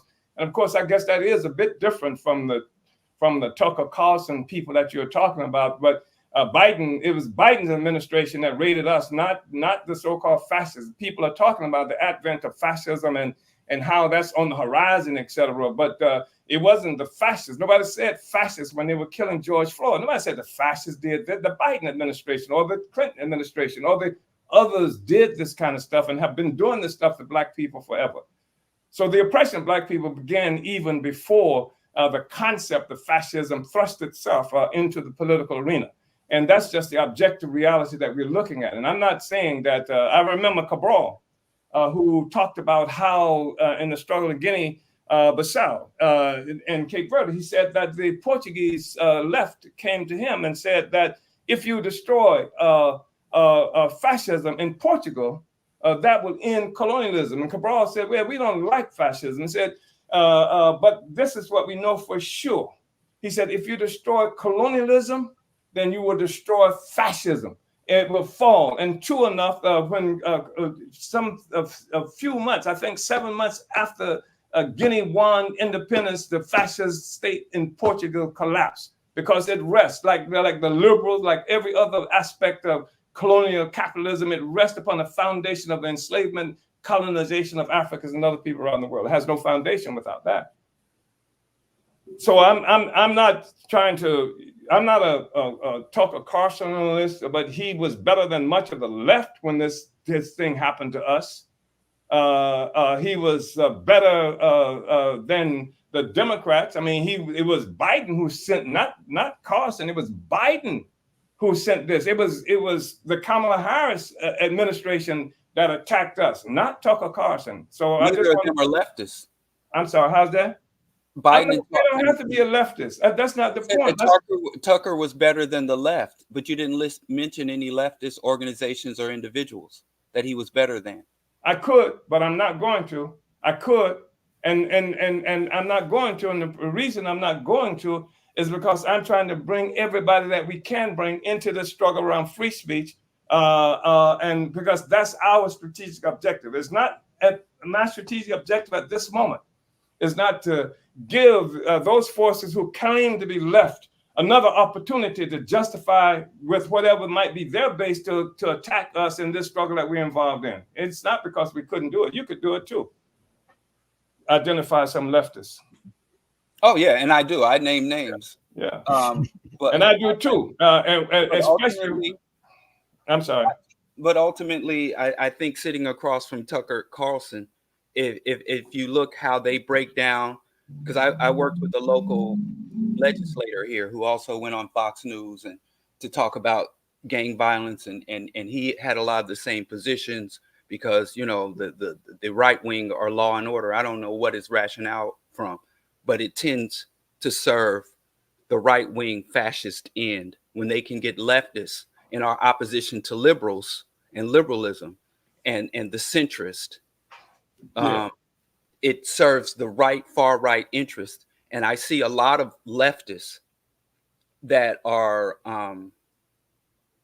as they pull our people out of the Democratic Party mainstream and out of liberal solutions and liberal reforms, they're not necessarily bringing them to leftist or radical positions. They're falling to right-wing position. And most of the most prominent Black people parading as anything from Pan-Africanists, Black nationalists, Black liberationists, and even the reparationist movement are being seduced or consciously going to the right wing and the far right as an alternative to the center or the liberals. Well, and so word from the point beat me to my point. I had actually come off mute to make this exact point, but what word from the point? Diallo, how long did it take for EYL to interview the chairman? So I was just going to say, what I was going to say is, to be fair, Tucker Carlson beat us to the interview. So if and with all due respect, I'm just saying, is in terms of how I heard the chairman say a tactical objective. I hear your point, Diallo, and I appreciate you bringing this up. But I'm just thinking, if I'm facing 5 years and Tucker calls me and EYL doesn't call me, I'm probably going to go. Against it. I understand that. I understand, but EYL didn't call, they're though. Not bringing you on to help your case. They're bringing you on to advance their agenda. No, they're not. That might be clear, but it still may in the end support my case. I understand that point, but it may in the end ultimately be, because again, I heard that phrase tactical objective. Also, I'm sorry, but you're not talking about somebody who's not media trained and somebody who doesn't have a correct line. So I think. Tactically, it's not about the line. I think it is, though. They're gonna do their spin, but objectively, I think how many other conversations, engagements, or platforming? How many other times can you point to right wing fascists? I mean, Tucker Carlson. You think he just had a change of heart? Carlson, nobody's making that argument, though. I don't know why you do that. Yeah, I mean, CNN. I just don't understand. I like I said, I've been seeing the far left in our opposition. But Diallo, the chairman. Wait, Diallo. Sorry to cut you off, but the chairman started with an example. We started with an example of how Claude Anderson ended up supporting despite ideological. Now, I'm not saying Claude is Tucker Carlson. Please don't do that. But I'm just saying that he started off with an example of how someone ideologically situated separately from you may, in a moment, play a role that is beneficial to you. So nobody it's not the argument that Tucker and his audience are going to come to African internationalism and socialism or whatnot. It's to say that in helping get this particular case off of their back, it might be beneficial to even have right-wing whites be supportive of a free speech case. That's all. So I understand the tactical objective of it, even as I understand, Diallo, where you're raising this criticism from. Yeah, Lenin shouldn't have got on that closed boxcar that was offered by the Germans to ride into Finland. I mean, Lenin knew where he was going. I mean, the boxcar he was riding in was going to take him to victory in the Soviet Union. The Germans had their own objectives. Lenin was clear on that. And the thing is that if you look at what we do, and you talk about the left this and the left that, the point is that concretely, what we do on the ground, changing communities. Look at St. Louis, Missouri. Look at how we've transformed the entire north side of St. Louis, Missouri. Well, everything was destroyed. Looked like it had been bombed. They accused us of working with the Russians around Ukraine, where bombing had happened. St. Louis looked like it had been bombed without a declaration of war. And we've changed that. We've created economic institutions for the population in St. Louis. And we've not just done that in St. Louis. When they attacked us in St. Petersburg, Florida, they came to our center. They took our radio station for the Black community off the air temporarily. This is the stuff that we do. We're not just talking something. Our objective is self-government. I'm put it clear. Our intent is to be self-governing people. That's what we believe is the solution for colonialism. So it's not just a protest organization. Leftists who protest and do this, we protest, but our protestations are connected with the objective of winning liberation for Black people. So that's what we're fighting for. In doing this, united with other oppressed and colonized peoples around the world, to the extent that they can be awakened, and we think this helps to awaken them, even the white working class. That's what we're about. That's what we're about. Leah, thanks for the memory jog. I honestly didn't remember this, but Doc Jab, you had the chairman on here before about this case last year, maybe longer. My apologies for not even remembering that. But in terms of this particular program, we had not. If you forgot, it looks like you're a good candidate. I fit right in. Exactly. Yeah. So listen, we do have to wrap for now. I think we do have the link to Hands Off Uhuru in the show description. We encourage people to support and in some manner, some form or manner, we around here will continue to follow the case and have you come back on maybe for more of a robust conversation around the politics of the Uhuru movement, et cetera, and so forth. Or maybe as you celebrate the dismissal of charges that should be on the horizon here shortly. But yeah, anyway, Chairman Omali Yeshitela, thank you very much for joining us. Shout out to your comrades and the crew and everyone who put this together. August 31st. Yeah, sorry, yeah. In Petersburg, September 3rd, that's the trial in Tampa, Florida. Let's keep on winning. Thank you so much. Thank you so much, comrades. Uhuru. No, right on. Uhuru, take care of yourself. Peace. Thank you very much. All right, big shout out to Chairman Omali Yeshitela and the Uhuru movement, and to all in the associated struggle. And please do check the link in the show description to get more information on the case and how you can support their efforts. All right, so what do we want to do? Quick break, come back. What are we doing? Just keep going. Everybody good? I mean, we could take a break. I don't know if y'all want to go talk about Comrade KamalaHarris. So, we got a lot on the run sheet. That's what I'm saying. There's a lot. I just wasn't sure how we were, going to proceed. I feel like we could kind of talk about some of that since there was some stuff in the chat, or we could table that. What's that? It's fine if what you want to talk about. Some of the back and forth, like for instance, Zinzi. We were actually discussing. We left off at RolandMartin and there's some elements to that I think we should address. Yeah. Okay. Let's go back that to we didn't get because in the middle of that discussion, the chairman.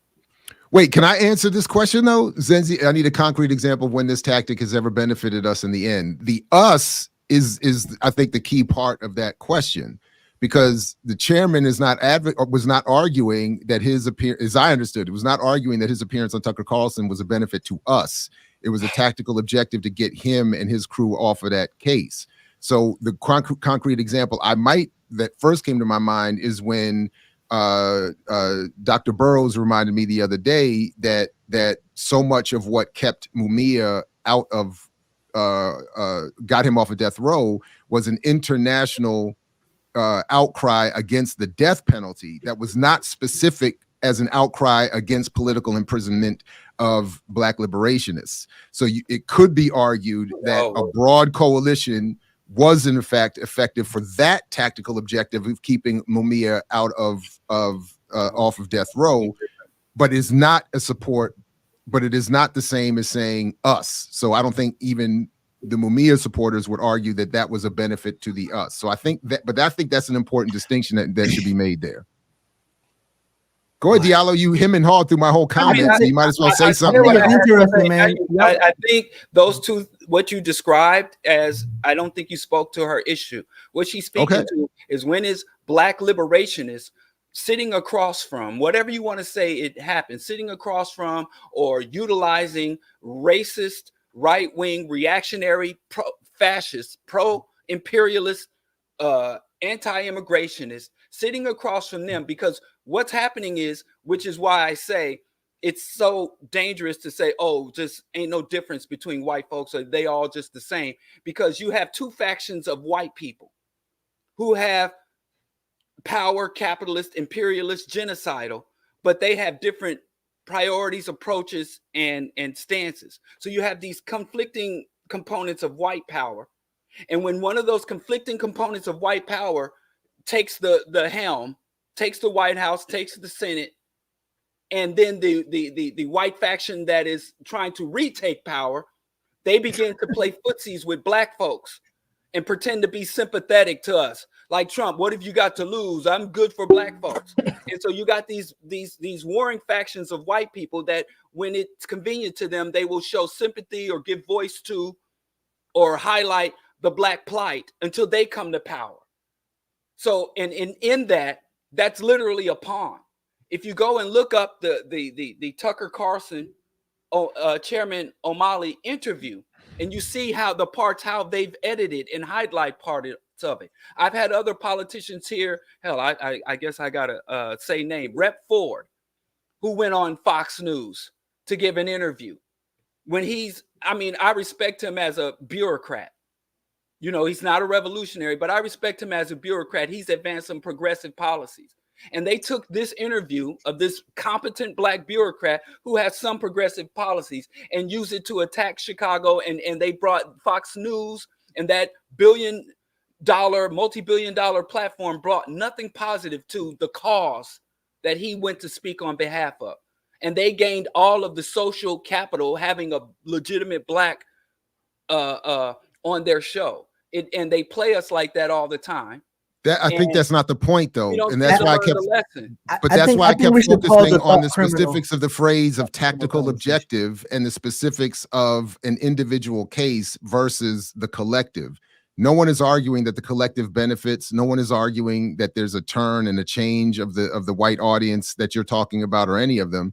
It is simply the specific tactical objective. So I don't know what Ford's tactical objective was in that moment, but it was probably associated with getting something out about that would help him in his specific little thing that had nothing to do with bettering the conditions of Black Chicagoans or anyone else. And that's exactly what a form of what I'm saying here, and what I think Omali was saying himself. He did not go on Tucker Carlson with any illusions that he was spreading the revolution. It was a specific tactical objective to help him and his comrades on this case. We'll see if that works.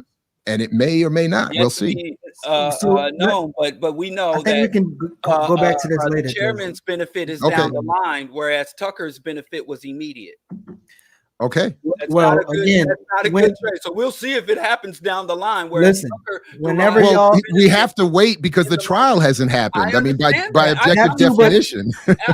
we can get to that. I promise. Let's finish the thing, because whenever we get to it, you can explain to us if you are ever on trial for, as you said, a thought crime, what is and isn't. I'm not going to sit across from no motherfucking Tucker Carlson. Well, yeah, but we can get to that. We can get to that. Like, yeah, we can get to why you would not tactically do it and what you would tactically do. I'm also not going to sit across from Joe Biden and all the other people he mentioned.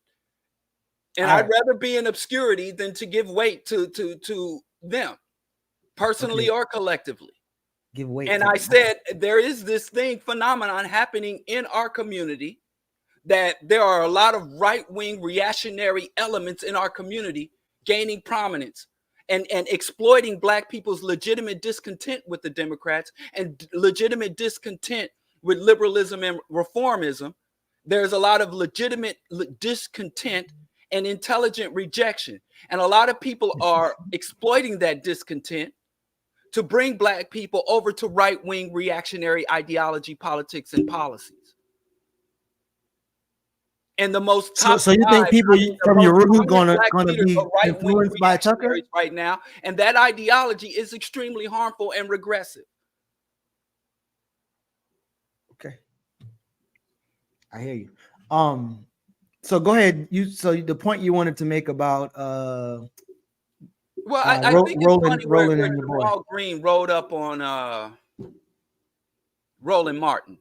Yeah, and there's always this talk about, oh, he talking on the internet versus rolling up. And I've been rolled up upon. And what's always curious to me, like I was one time at this African Arts Festival, one of the biggest festivals in Chicago. And I had someone roll up on me. Now, this person I had criticisms of. Rolling. And I articulated those criticisms. I interviewed and published our interview in the magazine. So I spoke to this person. I published this person's points of views. I gave my response, but they decided they wanted to roll up on me. And what was very curious to me is at that festival were elements that have been doing harm to I didn't even live in Chicago at that time, where this person had been in Chicago organizing for many years. But they rolled up on me for talking on the internet. And I'm like, you come up to me when you bypass the police, you bypass the politician. There's all these other elements doing direct harm to your cause and to you personally. But you're going to roll up on me to dispute some conclusions and analysis. And this whole thing for us celebrating and giving weight to rolling up on other people, as opposed to if someone has critiques, ideologies, and points of views, where we have almost no smoke for those doing material harm to us, where we got all the smoke for those leveling, critiques, criticisms, even mockery and name calling. And if we responded to the material damage being done to us as individuals or us as a community. So I think it's something that is a fixed problems. I don't know why these grown ass motherfuckers didn't learn the first lesson that we get as children: sticks and stones may break your bones. So I was glad to see that there was a large number of people criticizing Jamal Green, because Jamal Green is an activist. And I've seen Jamal Green stand arm in arm and shoulder to shoulder with the police in this city. I've seen him stand arm in arm and shoulder to shoulder with right-wing reactionary Paul Vallis, with corrupt politicians, and that are doing material harm to the community he claims to serve. But then here comes a commentator whose job and identity is to comment and articulate. Now you want to get smoke and puff your chest out. And that shit is no different than the gangsters who got all this violence and smoke for other black folks. And then when the authorities, the legitimate authorities roll up, they're as compliant. They're sitting in the courtroom with shirt and ties on. Yes, ma'am. No, ma'am. Yes, your honor. No, your honor. Well, you said if you said everybody learns rule number 1, but if it's not rule number 1, then certainly rule number 2 is you bully downward. You pick the soft targets. So that's why, I mean, there's even a lot of people in this so-called movement that have all the smoke for their fellow activists and organizers, and they'll bully this and tough talk that, but they got no pelts, no meaningful pelts from the actual enemy, and they. Yeah, like I said, I know activists. Although Roland is no soft target. Now let's give Roland his respect. He got some heft under that fly dashiki. Yeah, I think there's too much. Like literally, me personally, I know individuals whom I've had disagreements with, who have personally lost family members and loved ones, or suffered themselves directly from police brutality. And I see people walk right past the cops to come confront me for something I said. Of course. In my point of view.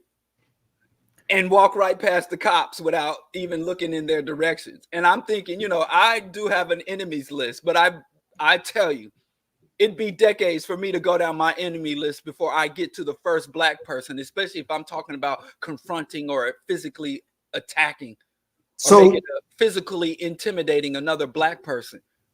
It'd take decades for me to get down if I ever go on a rampage, ain't as much disagreement and divergence I have with so many black voices. By the time I'm ready to bump shoulders, at the top of that list, you'll see footage of me rolling up on another black person. First, that's what footage. But Diallo, that's how you prove how real you are. Head up, knuckling up with the myriad of white folks. Yeah. No, Diallo, real activists, real tough, real thugs in these movements only pick on the black comrades and doing organizational. And white folks just skippity doo dah through the neighborhood. White folks just listen, bro. Listen, bro. Listen, let's have a ratio, a 5-to-1 ratio. If we ain't got no evidence of you rolling up on at least 5 of our non-African enemies, 5-to-1. If once you roll up and confront, publicly challenge, and throw hands with 5 of our white enemies, then I'll throw you a black bone. Because Diallo, if you ain't got no black haters, you ain't popping.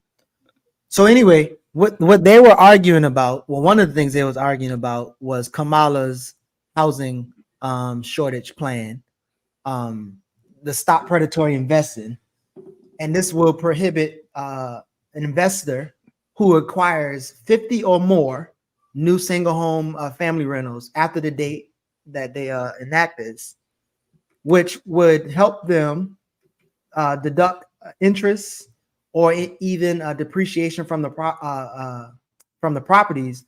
So this thing helped the owners still, I guess, in a way. But again, these are talking about people who own over 50 houses. And what she is saying, or what is being said, is she's trying to prevent these people who have all this cash, buying cash to kind of outbid people who need homes. And Jamal, or Jalen, or whatever his name is, he, again, is an investor, a real estate investor. So he would be more in line with Trump because, he's trying to get his money up. And he's saying that Kamala's plan is, stopping him from getting his coins. So again, both of them are wrong, but, he's arguing, what's his name? Jamal? Jamal is arguing to, with the people who are going to help small business owners or large business owners, which he claims to be. So that's why he would, I guess, even not say he support Trump, but the people who he came from, Arnie guy, is a Trump guy. So they're arguing over, at least that. Wait, Arnie Duncan is an Obama guy. I don't know where he is now, but remember, Arnie Duncan was Obama's Secretary of Education. That was what I was trying to say earlier. And Arnie Duncan was the one that tried to preside over privatizing and militarizing all the public schools. So maybe he don't like Kamala then, because I'm just saying but my point would be that this sort of speaks to this too close of an overlap between these supposedly oppositional parties and spaces. But I don't know. Again, I don't know where Duncan was or is now, but he was definitely in Obamite. Roll up on Arnie Duncan. That's somebody y'all could probably get me on tape. He's pretty tall. Out too. You know what? And Diallo, I think Diallo set a standard that I think is appropriate. Mine is even lower. I would settle for if you even rolled up on some of these black bourgeoisie folks or some of the black, the overt anti-black ones. But it just seems. That don't work either. That just I hear you. When what's that boy's name? Sotomayor. Tommy Soto was yeah. Now see, that's all you end up when you get that. No, because Arnie Duncan offered my wife a job, and when she refused, this motherfucker was like, "I gave your uncle a job, and your uncle's career, I helped to launch your uncle's career," and was trying to hire my wife to run his failed mayoral campaign because of the work we did with Rep Ford's mayoral campaign. So y'all might get footage of me if I ever in the same room. Oh Lord. So yeah, I got beef. I'm like, word. After I asked, I'm like, how much was he offering? I'm like, that's it. Wait till I see him. I am curious if I have a number. I am curious. I haven't seen it yet, but I am curious if I do have one. Throw some zeros on a check with my name, somebody, and see how far. I think I misread something. He's not supporting Trump because I think it sounded like he was criticizing the loyalty. Yeah, you're right. Because he was it seemed like he was criticizing something about Kamala, but I think I misread it. He was saying that she could even pick Bozo the Clown, and I guess she's still gonna be able to beat Trump or something. Well, that's what they said about Hillary. I'm accused of being a closeted Kamala supporter. So, there's some folks I have to live down. There's some folks who are overt Kamala supporters and coming out of that RolandMartin tree. So I know we had these, Dr. Carr has been back at it again. Your boy is wild, bro. And I was not in this. I got tagged in it, but I haven't, Listen, I made one comment, which I will get to, but that conversation we had off the record after Skip joint with the brothers telling us about thing I don't even know if I would. That's for shit. Yeah, I don't know now. I never knew, but now I know that this Joker is not tactically doing anything. He believed the stuff. He believed the stuff that he's saying on these social media. The mass murdering BB talking with the white nationalist fascist Trump about not ending his slaughter. Right, Bibi Netanyahu. Thank you. BB. Because it might help Harris' campaign is not news, nor is the fact that if Trump wins, it only escalates the slaughter. Starve the killers of their weapons now. And in this back and forth with Black History 365, it's who just keeps trying to raise some questions about, you're saying starve the killers, but you're literally calling for us to support the party that has presided over the genocide. And then if I can, I got a queued up clip for you too. Yeah, I'll get to that in a second. I just wanted the one intervention that I made is I couldn't help it is when I saw him say starve them. I said starve them indeed.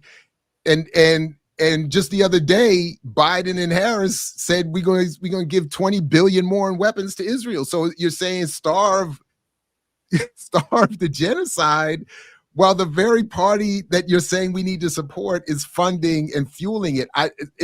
And then again, please remember, my only real argument on this with Carr is not even the position he's taking here. It is the way he engages those in his community in these public spaces. And Right. what I implored, even when we had our virtual face-to-face exchange, was that, and what I implored him privately in text at one point even, is to be the master teacher that I know he is and engage on that basis, even if you want to defend. But he doesn't do it. He follows the same condemnatory, condescending, unexplaining. You just said, he's a master teacher, and he goes from teacher to teachee, from teacher to student. So when he's involved in an exchange, that's a debate, and he never claimed to be a master debater. So maybe if people would stop confronting and challenging him and just allow him to teach, we would be in a better position. So so develop his master debation skills as opposed to his master education, master teacher skills. So last two different skill sets. Last night we was meeting but before you see y'all, I don't read at y'all level. Y'all be moving ahead before I think we even address what was said here. What with them two? Yeah, y'all just put up his thing and y'all moving on. Y'all. No, I'm gonna respond to it. Go ahead. You go and I'll respond after you. Okay, y'all moving on from what GregCarr said. Okay, my bad. Oh no, I'm not. My bad. What do we need to do here? What do you want me to do? Zoom back on the court. Pull back his comments. Is that what you're saying? I'll respond. All right, hold on. Are we moving on from the GregCarr? No. Oh no. I'm pulling it back. You said you wanted to. So you go ahead. Go ahead. Here they are. I'm pulling it back up. There they go. First of all, GregCarr statement is accurate but incomplete because there is negotiations of a ceasefire. I've never said, everybody was like ceasefire. And the Republican administration, just like they did with the Vietnam ceasefire, the United States is engaged in a genocidal murder orgy. And then there becomes some imbalance, to me unfair, when I think it shouldn't be about negotiating ceasefire. It should be about prosecuting war crimes. But that's what the people asked for. Everybody was on some ceasefire bullshit. And the Trump representatives are trying to upend the negotiations between, and the Republican Party has done that throughout several elections, where they're Iranian hostages and so on and so forth, pulling out of Vietnam. So that's true. And then, but what's not true in that statement is the ceasefire will not end the slaughter, will not end the occupation. So I think it would have been better to point out the facts and discrepancy. And it is also true that Trump has stated not only that if you're Jewish, you're a fool to vote for Biden, and that he has promised, he is on record, his first 4 years in office, when he was initially elected, he did escalate the conflict and allowed Israel to further expand with impunity. That was even worse because the Democrats are criminal and horrendous. But he has in the past escalated, and he has on record saying, if you think this shit is bad, let me get in office. I'll show you how it's done. So that is also a true of the statement. So there are a half truth is more dangerous than a full lie.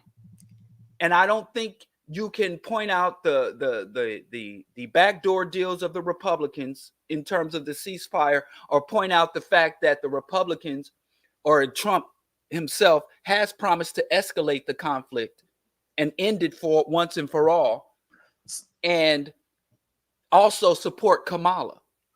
So, because if anything, Trump is trying to get the baton from them. It's not like Trump's trying to start something that she's trying to stop.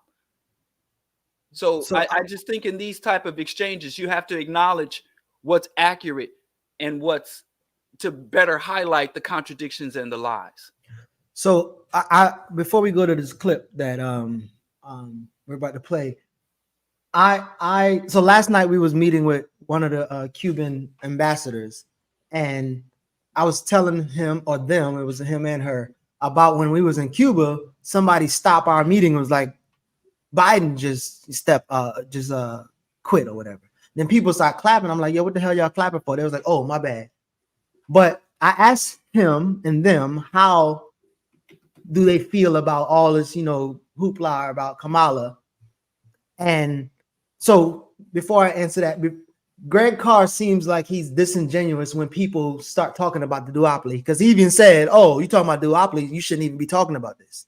And so he doesn't allow for or engage in having a nuanced conversation. But as the Cuban official said last night, it's like we ready for whatever, and they don't kind of get hyped up by talking. So there might be talks. For instance, there were talks for Biden to undo everything Trump did in terms of the sanctions on Cuba, and those talks kept being talks, and then some things happened where they lied about some stuff that was going on in Cuba, and then Biden's like, well, I don't know about that now. So he never actually did it. And so I do agree when Diallo say, like, being able to talk about both sides and don't just kind of, be so heavy on the liberals and forget about the right wing. But as they're talking about, like, right wing's support of Bibi, as they were saying, I think what is the United Democrat Project, or the Super PAC, they've been the largest supporter of the Democratic elections in 2024, but they also endorse 109 of the 147 Republicans. So again, like, you can have a honest conversation about a duopoly and then also understand that talks about something doesn't necessarily mean that they're going to do it. Like, they're going to yield to their funders, or they're going to, do the same thing. So they're going to have the same imperialist international approach, and they're going to have the same idea about redistribution and things like that. So I think you could talk about the differences, but it seems Carr, again, doesn't have an honest conversation when people talk about a duopoly and then the work that you got to do despite who's in office. But they're also saying Harris and company are the ones who funded the entire genocide, as if the genocide started in October. I mean, well, obviously that's what they're focused on in the moment. I think I get your point, Diallo, but that's clearly what's being discussed here. I understand. But play that clip, because that white boy talked about it. Also, I have to state that the Congress allocates. The Congress controls the budget, not the president.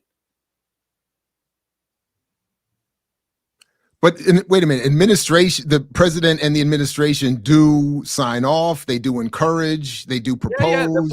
They get credit, as that story reports that I showed. They get credit when deals are made to supply various countries with weapons. So it wouldn't be fair to say that Congress, despite Biden and Harris, sold $20 billion worth of arms to Israel. It would be fair to say that Biden and Harris wanted it to happen and got it passed through Congress. The money the U.S. granted them. Right. But my point in all this, they saying selling weapons to Israel with my immediate point, money they're using to buy it.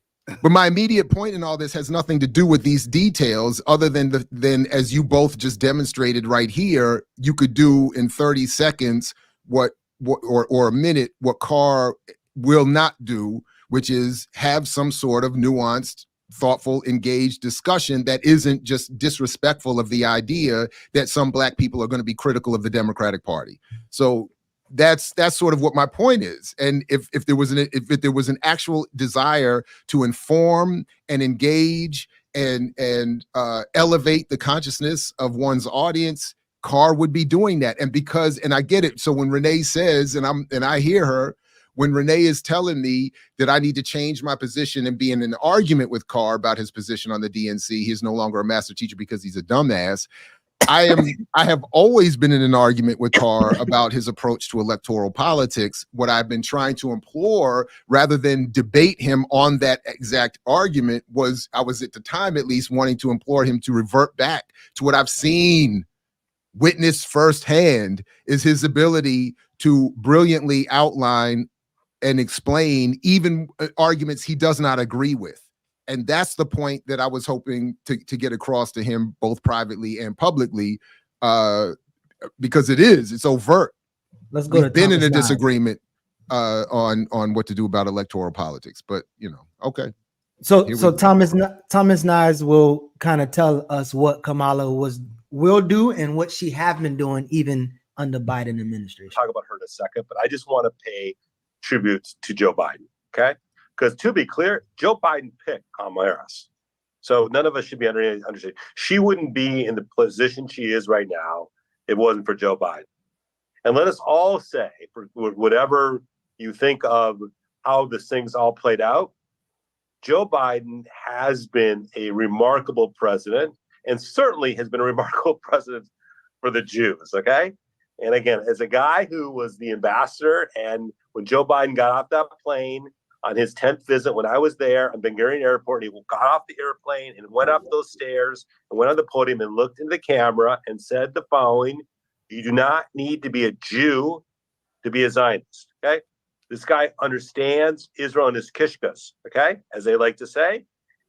And what he did on October 7th, going to Israel 5 days after the war, sending those big, huge ships in the Mediterranean and telling the, Hezbollah and Iran don't screw with Israel. And the idea, he sent General Kurilla to Israel to make sure the Iranians, when they were attacking Israel, they had a coordinated attack. And to be clear, Kamala Harris, the Vice President of the United States, was in every single one of those meetings. Every meeting that I was in, vis-a-vis Bibi Netanyahu, when Bennett was prime minister and Lapid was prime minister, she was in the room. She was part and parcel of every decision. So as much as love we want to give to Joe Biden on his outstanding relationship vis-a-vis Israel, his partner was the vice president. Because be clear, if somehow she was in a different place than he would be, I assure you one thing, he wouldn't be endorsing her as he did just 2 days ago. So I think that as we think about the historical nature of this decision, we also have to applaud Joe Biden, and obviously applaud Joe Biden for selecting Kamala Harris. So, but I thought I heard Diallo agreeing with Dr. Carr that Trump would be worse than Kamala should she be elected. So I'll give Diallo first run at answering. Trump said he would. What Dr. Carr said is, if Trump's win, it only escalates the slaughter. Mm-hmm. Trump has criticized Joe Biden for being insufficiently supportive of Israel and not allowing Israel to do what it needs to be done. When Trump was president, the Israeli government said he's the best friend that Israel ever had. And they were mad at Obama. You're right about that. Exactly. So Biden that was an accurate statement. And yes, as bad as shit is, it can get worse over there. And Trump has said that he does intend to escalate the slaughter. And one of his campaign lines up until Jim Crow Joe dropped out of the race was that his insufficient support for Israel. And he stated publicly, if you are Jewish, if you are pro-Israel, you are insane to vote for Joe Biden, because he feels that despite all of Biden's support for the genocide, it's not enthusiastic and it's not aggressive enough. So help me out, because beyond the rhetoric, what makes what he says true? So I remember that Trump supported moving the capital back to Jerusalem and which was doing major. That. I'm not saying it's not major. And he's also saying they should tear down the mosque. And doesn't Biden support that too, though? No, Obama didn't support it. Wait. Trump and Biden follows Trump. I mean, Biden follows Trump policy in that region. The Abraham Accords is what keeps the embassy in Jerusalem and do everything that Israel It's not the wants. embassy, it's the capital. Yeah, but isn't that still connected to Biden falling in line with whatever BB wants? And don't they have good relations? So no, you're saying that. So in terms of Trump's policy on Israel, you're saying it's gonna be worse than a Biden Kamala Harris, when the white man just said that she was in every meeting, and as Joe Biden calls himself a Zionist and in support of Zionism, Kamala was there signing off on it. Yeah, I'm with it too. And he says in every decision that Biden was making, she was in full. Look, I'm not even trying to make an argument. I'm not even trying to front here. I'm being serious. I'm underinformed on these specifics. So I am trying to so tell me a little bit more. This is the what would be the difference? Mm-hmm. I'm just trying to get. Go ahead. This is the confusion we have about what's happening in Palestine. Number one, this conflict has been going on since the 60s. We're looking at it from the latest expansion and incursion. If you look at the full timeline of the genocide, the settler colonial genocidal campaign that is the establishment and sustaining of the nation of Israel on the territory of Palestine. If you look at the full timeline from that perspective, things have gotten progressively worse. And so people are like, worse than genocide, as if the genocide, yes, you can intensify and make conditions worse under genocide. If you go look at the Geneva Convention as to how they describe and they define genocide, there has been, as tacit, as weak as their attempts for the U.S., because for no other reason than the U.S. wants to maintain its standing on the global stage, its status within the UN and other global governing and regulatory bodies. The U.S. there's the hard power and soft power. And one of the biggest issues with Trump is saying that U.S. soft power and international standing had eroded greatly. That is politics. As someone in the chat said, they hate politics. This is politics. And there are certain vulnerabilities and opportunities that arise depending on the priorities, objectives, and stances, public positions versus backroom machinations of various political and economic factions. And I know this is a level of complexity, but Trump moving the capital from Tel Aviv to Jerusalem was an intensification of the genocide and colonial occupation. Trump saying that I'm going to completely bypass and ignore the international community. There's no negotiations to be had. And I don't care what the ramifications are, is an intensification. And now, so then, for Biden, for us sitting here in the U.S., those intricacies and those details might not be as relevant to our day to day. But for people on the ground, for people in the territories and the surrounding areas, that is quite okay. So are Gazans and West Bank Palestinians calling for us to support Kamala Harris in the coming election? No, okay, Kamala Harris. Well, I'm just saying, but you're talking. You just said that for the people on the ground, these are important differences. So that's what I'm asking. I didn't say Kamala Harris never, and Kamala Harris never crossed my lips in me describing and talking about the intensification and how things can be escalated. No, but that was about Kamala. Oh, Diallo, please. You just please listen for a second. Give me a second. You just explained, and I wrote a note. You said since the 60s it has gotten worse, so that there can be an intensification of an already existing genocide, and we shouldn't start the clock in October. Good point. My question was, if Trump's movement of the Capitol is an escalation, certainly then what we're seeing now being supported by Biden is an escalation of that escalation. Yeah. So then you made the point that these differences are important to people on the ground. And that's why I was asking if you had perhaps any information suggesting that given the importance on the ground, given the escalation between the potential for escalation, and given what Carr and others are arguing will be the escalation again if Trump gets elected, have you seen anyone on the ground in Palestine saying, Americans, please elect a Democrat so that at least does not? Okay. No, so then my argument. Okay, so then my question, well, but I'm not exactly sure but I'm saying you're suggesting that again that Carr could have a good point in saying that the genocide will get worse because there are potential for genocide, even in the existing genocide, to get to. So I'm asking. So again, so aside from that specifics about what Palestinians are calling for, what policies are being advocated specifically? I'm not. I know Trump is always going to say something vague about he's the best for the Jews, he's the best for the blacks, he's the best for the Mexicans.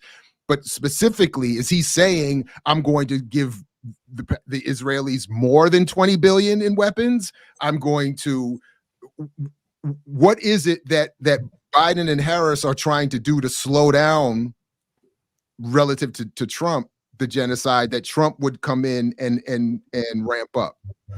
So I two things. I think I don't know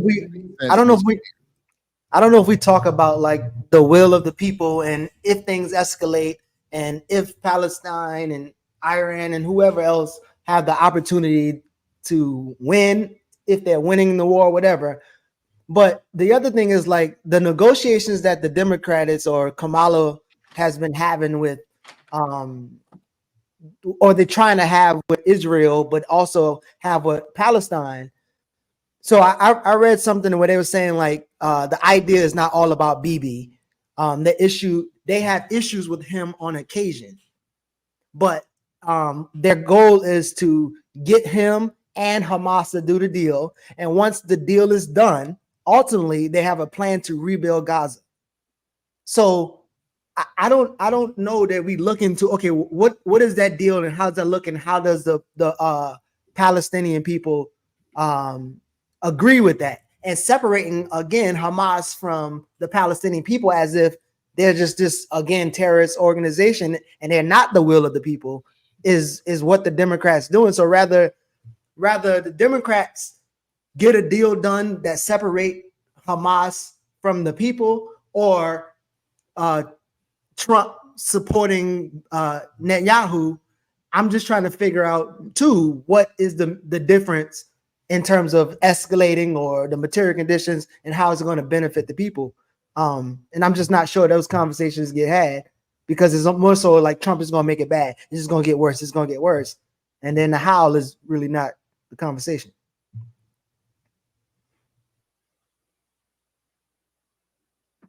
Was there a question for me in that? I know I gave you one. I gave you a couple, but I don't know, but it's okay.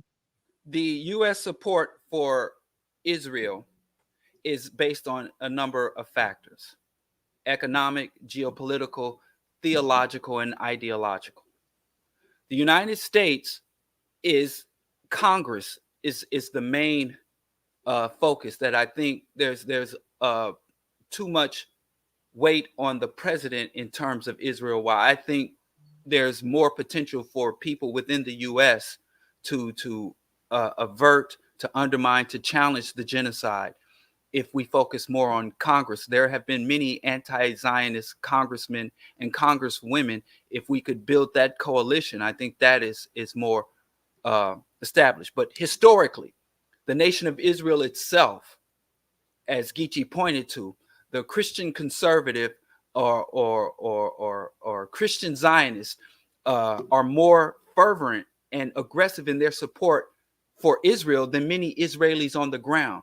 U.S. American Christian Zionists advocate for more aggressive and expansionist policies than most Israeli citizens. Trump represents the Christian Zionist dispensational factor, where this isn't just about politics or geopolitics. It isn't even about U.S. strategic interests. It is about the dispensation, the breaking of the seals, the reestablishment of the Temple Mount, and the second coming of Christ. That's what they're working at. saying all of this is to build up that the conflict is something not only that you want to sustain or expand, not for geopolitical reasons, but for divine reasons, for the second coming of their Christ and their rapture and the divine war of Armageddon. So that's the point of view that Trump is not that he feels that personally, but that's what he's catering to, because that is the point of view of his base.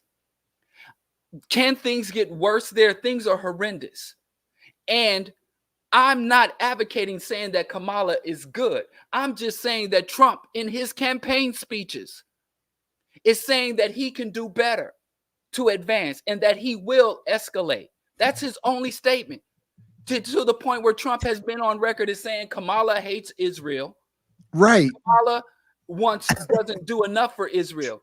So in his own words, he's saying that he would escalate it. That's my only point. Not to say that Kamala is a friend of Israel. I think Trump is lying, and he knows he's lying about Kamala and Harris. But I also think from a policy point of view, I think Trump, just like Bush, we're going to kick some ass, take the gloves off, and all that other bullshit that the Republicans love to do.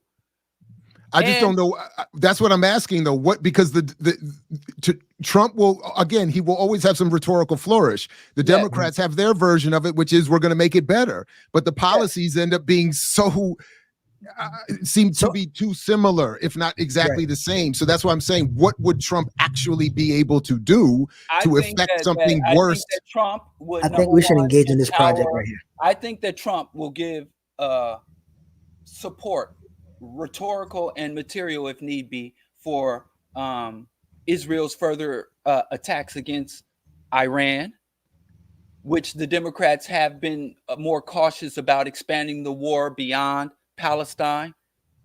And I think that the Israel and its assaults against Iran will be, whereas the Democrats tend to want to still have the appearance. So I think just in two places, I think that he will resume his rhetoric about the Al-Aqsa Mosque and the rebuilding of the synagogue on Islam's holy site.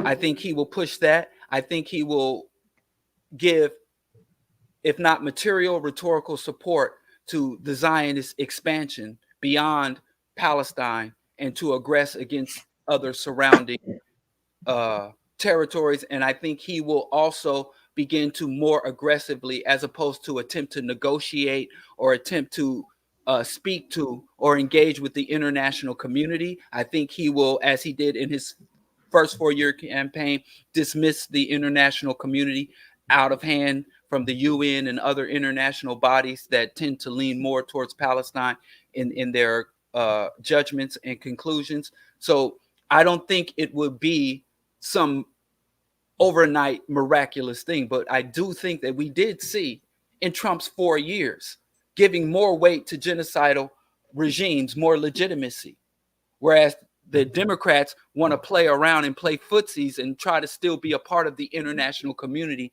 and be receptive to the condemnations and the desires of the international community. To me, that will be wiped away. And for some people, they say, well, who cares?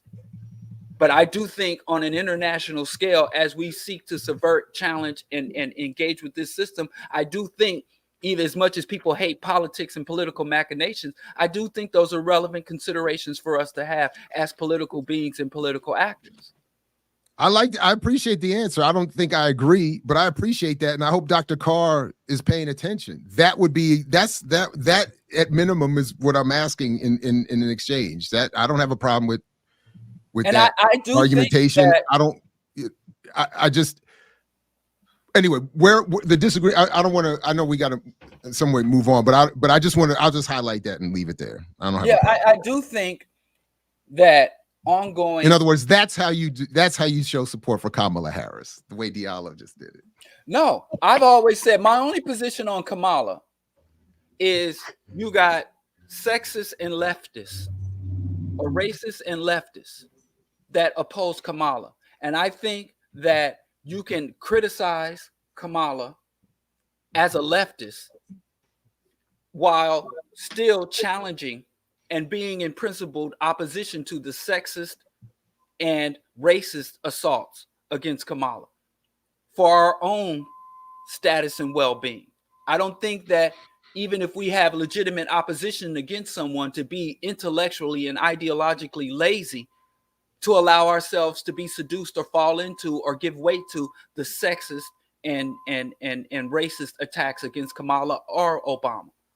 I think Obama is an international war criminal and one of the most despicable public figures I've encountered.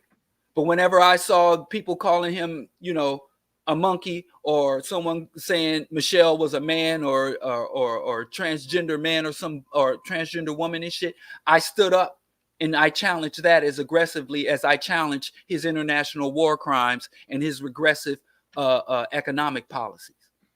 We don't have the luxury of allowing racist, right-wing, sexist to run wild against the people we oppose, because they never stop there. I get it. And yeah, I get it. What else we want to get to before there's still a lot on the run sheet, actually, I think. Yeah, y'all do too much. Well, we need to, I guess, since go ahead, my bad. Since Diallo capping for Kamala, maybe we could do the Kamala and FannieLouHamer little article that was wild as shit. And see, that type of rhetoric is what I'm joking because you do the same thing. That type of rhetoric is what and you're free to challenge me. Right wing and left wing equals the same racist bird. Oh, you talking about damn, my bad. I thought you was talking about what I said. I'm talking about what you're saying in terms of black people are like, I'm not a leftist. And they'll stand up and say, yeah, housing, I want housing rights, I want reparations, I want anti-colonial, and I want, you know, the liberation, decolonization of Africa and the Caribbean, and then turn around and say, I ain't leftist.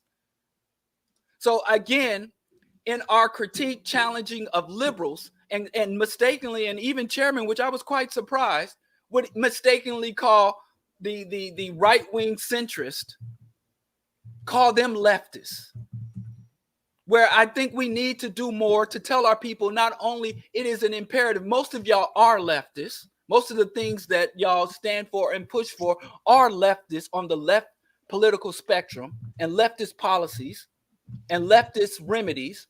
Not only are you a leftist, you should strive to go as far left as ideologically and politically and strategically as possible. But we have black people who say, well, there's no difference. It's the both sides of the same bird. Or, you know, I hate the left and the right. Or calling Biden a leftist. Or Kamala a leftist. Or their policies leftist. That's what Trump doing. Trump doing all that.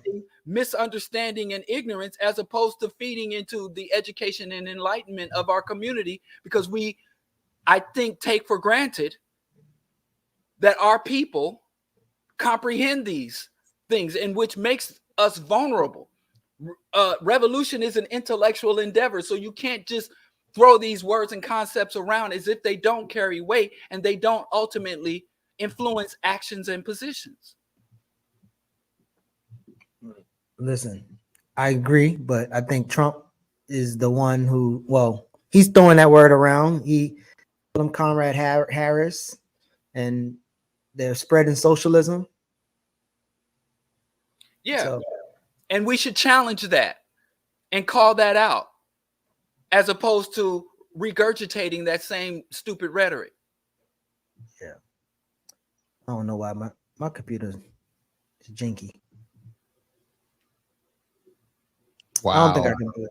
As Minnesota's Governor Tim Walz let rioters and looters burn down Minneapolis Ubers, he signed a bill to give illegal aliens free health care. He abolished Columbus Day. He ordered tampons to be put into boys' bathrooms.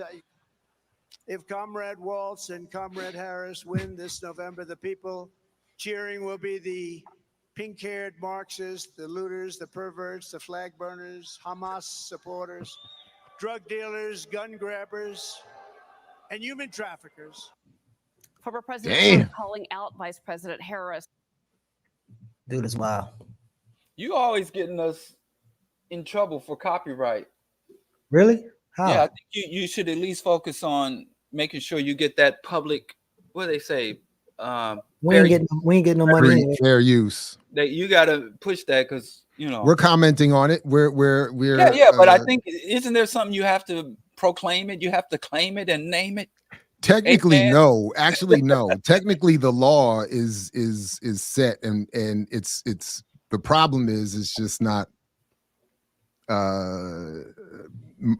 applied properly or applied fairly. But no, you technically you don't need to say it. You're supposed to just be able to use it. You're just supposed to be able to elaborate and not without. I agree. Offer some transformative. But I mean, this is a messy election. So that FannieLouHamer, did you?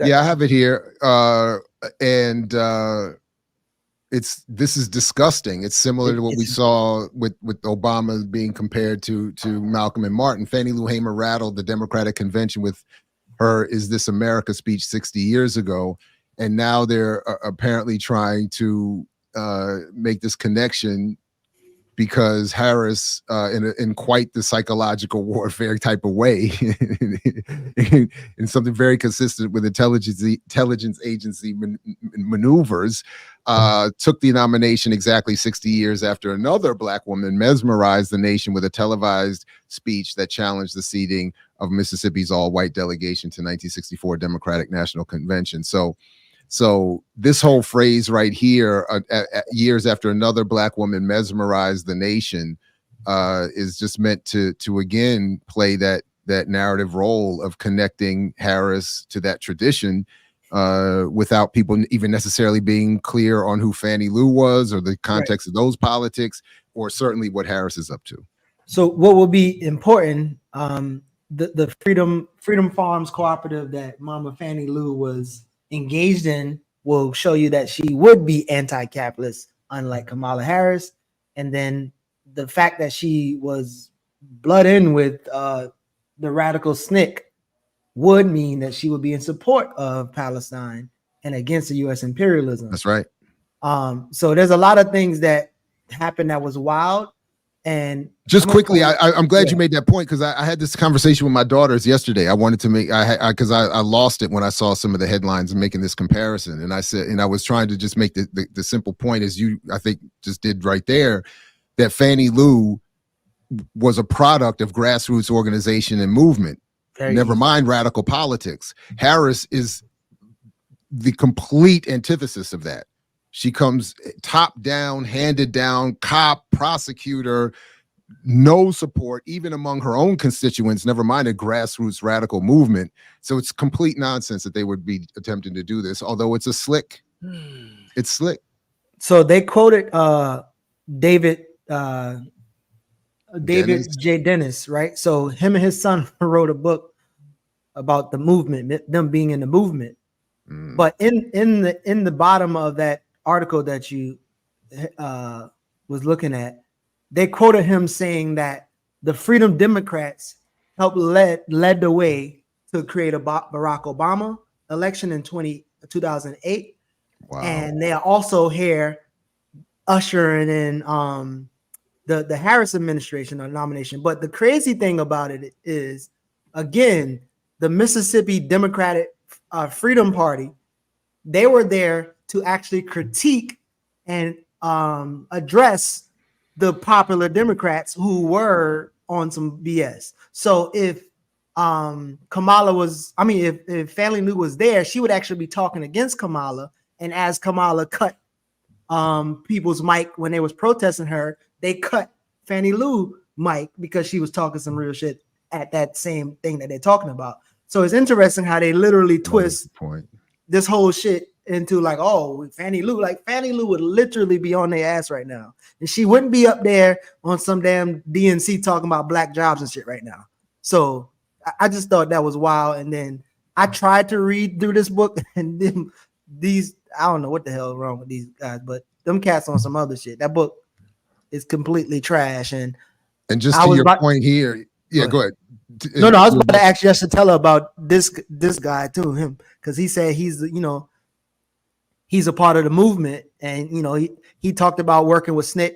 And in that book, he didn't say much of anything about Stokely Carmichael, very little about Ella Baker, And like it was just, I don't even know that guy. Well, this statement here is complete nonsense. The Freedom Democrats helped lead the way to President Barack Obama's election in 2008, and now to Harris's nomination. Dennis said, "To me, it's all connected." Dennis said, "It's like a relay race, one baton moving to the next." That's patently absurd. But I think George Bush's assessment of Obama's election is more accurate. What did he say? Said, I was such a fucked up president that people actually started entertaining the thought that a black man could actually do better. Oh, wow. That's he didn't use those words exactly, but he basically said, I paved the way for when I made it possible. Well, he was asserting that he made America more open, because remember, he was a compassionate conservative. But in reality, there can be with the war on terror and the housing market collapse. The white majority was ready to entertain possibilities that they wouldn't have if George Bush was more of a status quo candidate. So Jerry, I remember seeing this picture and seeing this guy in pictures, but I don't know much about Dave Dennis. But do you know? I don't. Because again, he's been around with SNCC and all these, movements. Yeah, but there's a SNCC legacy project here in DC that doesn't resemble the politics that we would often want to associate with SNCC. Certainly the more militant wing of it. So there's all kinds of people. Look, I will say this: the older I am getting, it is more clear that I was right long ago when I started to have that feeling. Like, some people just survive. We're not elders; we're just old. And some people just survive, and they don't maintain a certain politic, and they're rewarded for it. So, or they never had it. But so having been there does not mean that he was right then, or that he's certainly not right now. Whatever he was right about before, he's not right now. So I think you also was secular prophetic when you brought up the Orwellian quote about control of history. So the ability to secular prophetic. Yeah, I don't think that we people who do analysis, give our secular analysis, need to start taking real credit, because we got prophets out here claiming to see the future and understand the past. But I digress. So yeah, what you said about control of history, because I went to the Civil Rights Museum. I know you did. In Jackson, and I did something better. Huh? I did something better. I went to go see Miles Garvey play soccer, and that was better. But go ahead. It was a horrendous. You been there before? No, I went. I remember when y'all went there. I went with Skip to. Oh, see, they weren't open then. They were closed. Oh. So I had to go Tuesday, but then I didn't pay that $15. I wanted a refund, and I got in for free. I was damn! Compensate me for the waste of my. Wait, how bad could it be? Wait a minute. What are you saying? What is it? I already know what time it is there. I can imagine. You could have told me. Yes. Did you tell me?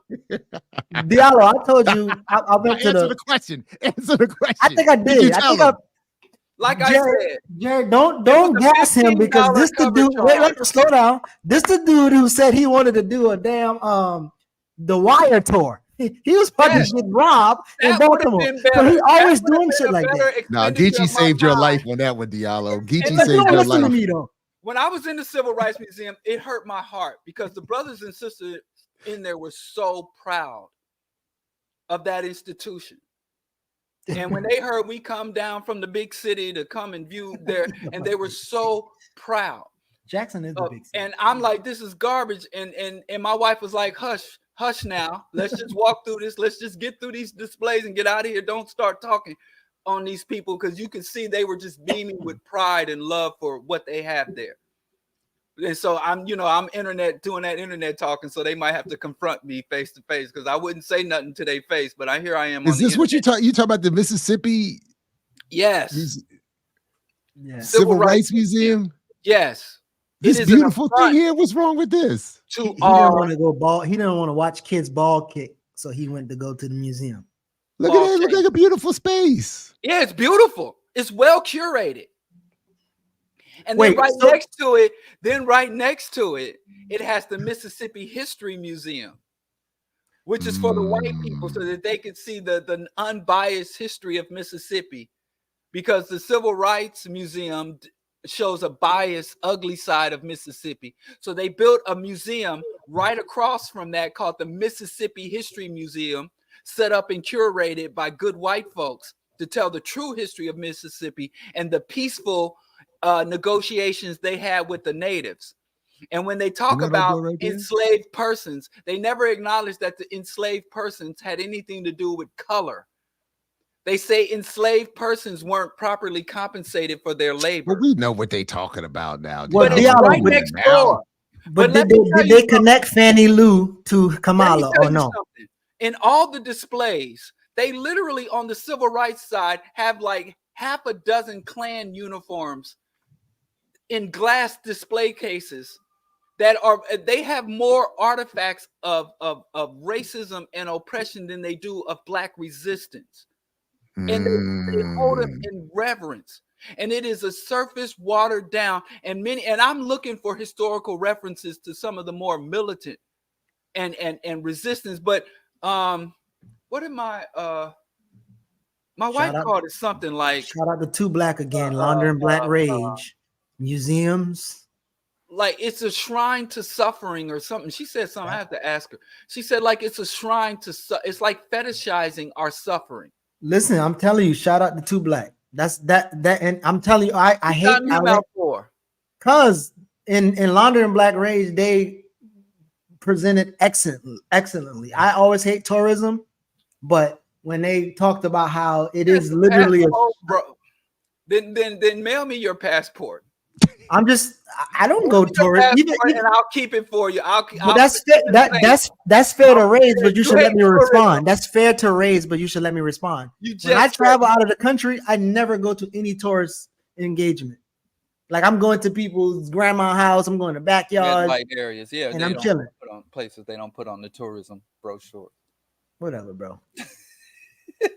Thank you. Shout out. So while we doing shout outs, I gotta live up to what Yipper said of me earlier, and Yipper is right.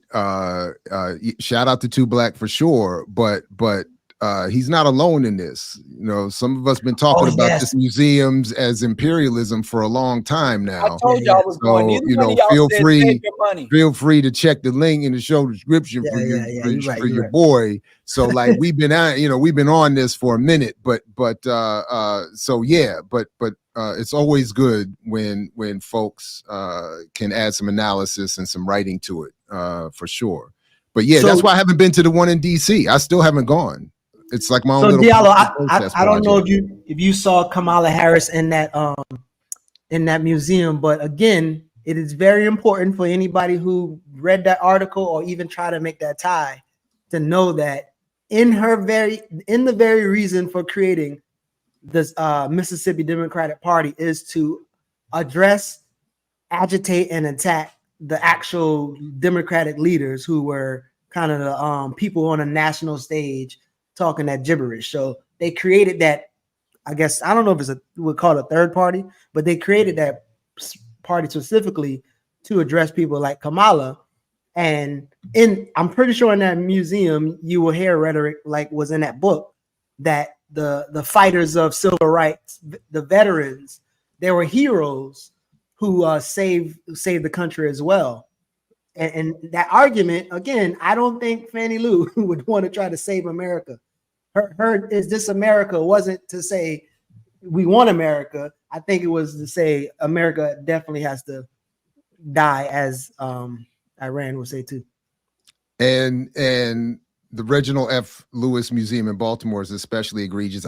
Black Wookie, I will not tolerate that kind of egregious disrespect of an institution that is so closely linked to my own at Morgan State, or should I say Morgan Police State University, because as it was just announced, Morgan is taking 10 new strategic investments, makes 10 new strategic investments to enhance campus security for the coming year, including $18.75 million in campus safety grants, security and strategic safety enhancements, an upgraded security camera system, increased number of sworn MSU police officers, addition of more security guards, including the reaffirmed contract with Allied Universal, the notorious Allied Universal Security, upgraded and repaired campus blue light emergency phones, perimeter security barriers installed, all that. Look at that, it's beautiful. Listen, it's Upgraded.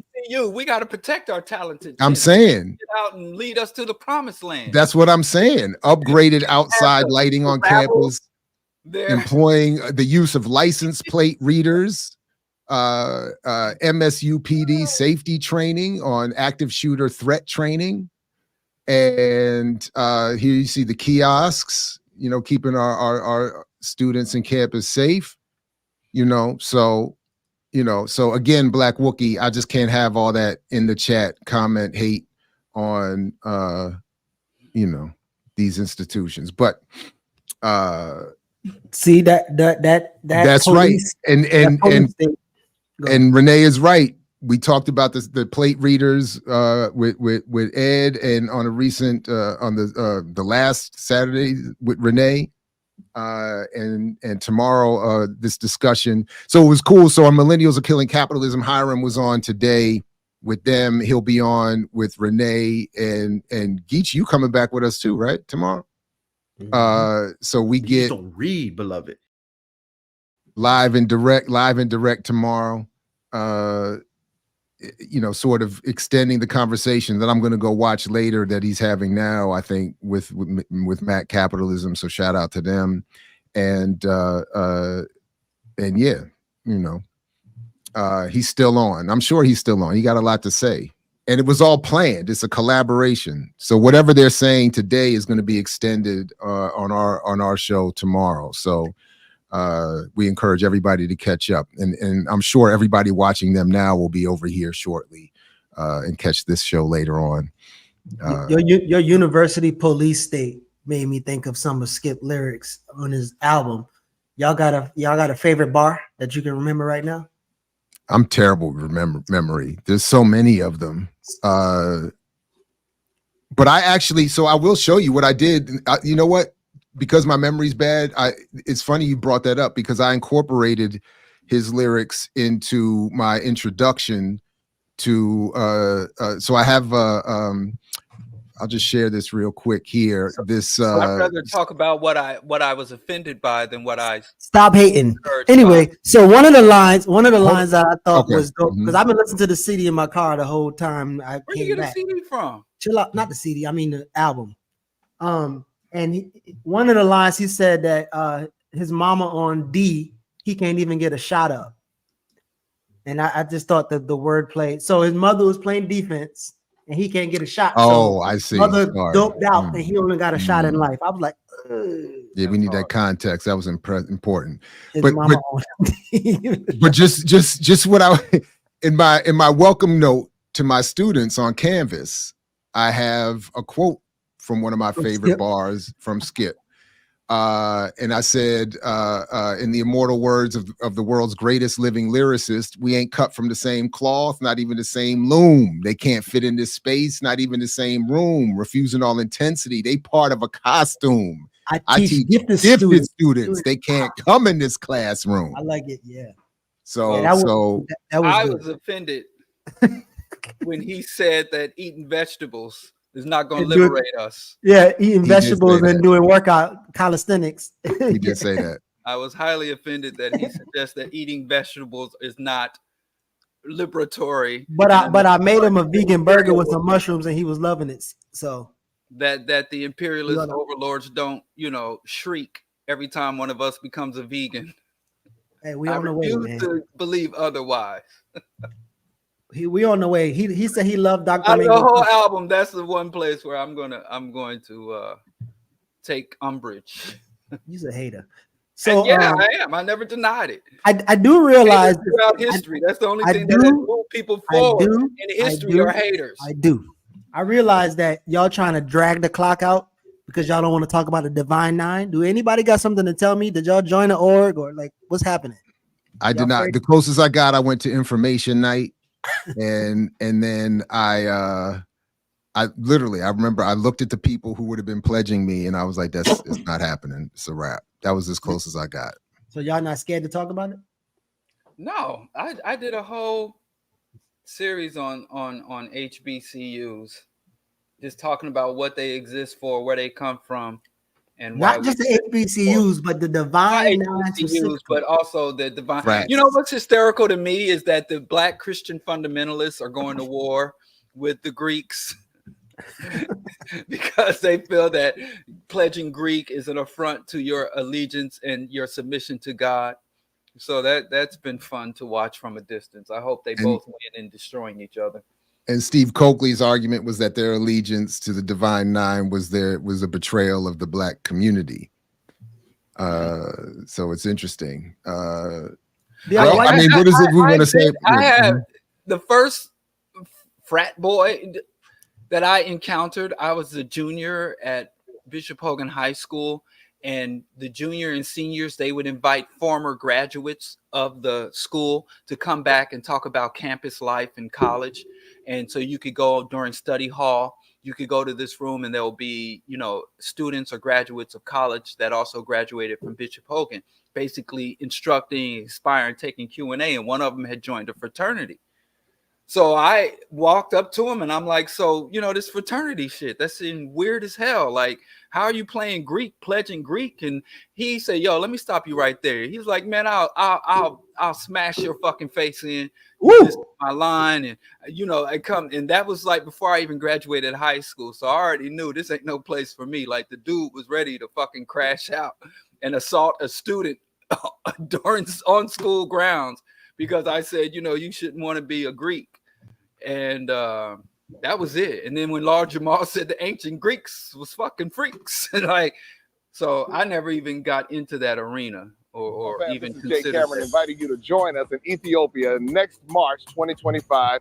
And this is going to be an iconic trip that you don't want to miss, a trip of a lifetime. We're going to be visiting Addis Ababa, Gondor, Lalibela. You'll have a chance to taste the amazing Ethiopian food. You'll also have a chance to visit the Rastafarian community. You'll get the history, you get the fashion, you have an opportunity to shop. It's going to be. Question: why is it the so-called Divine Nine mission assignment reparations? And that came from Rodney Williams, so shout out to you. And he asked a very good question. Why don't we ever hear the Divine Nine take up the battle cry of Black Americans, and that's reparations? We want reparations. We don't want symbolism. We don't want to keep hearing about what they're doing for HBCUs, which is cool, right? But again, most of us did not go to HBCUs. Now, when I say most of us, I mean Black Americans, right? Why don't they ever talk about that, since they have the ear of the White House and Joe Biden talked about how powerful the Divine Nine is?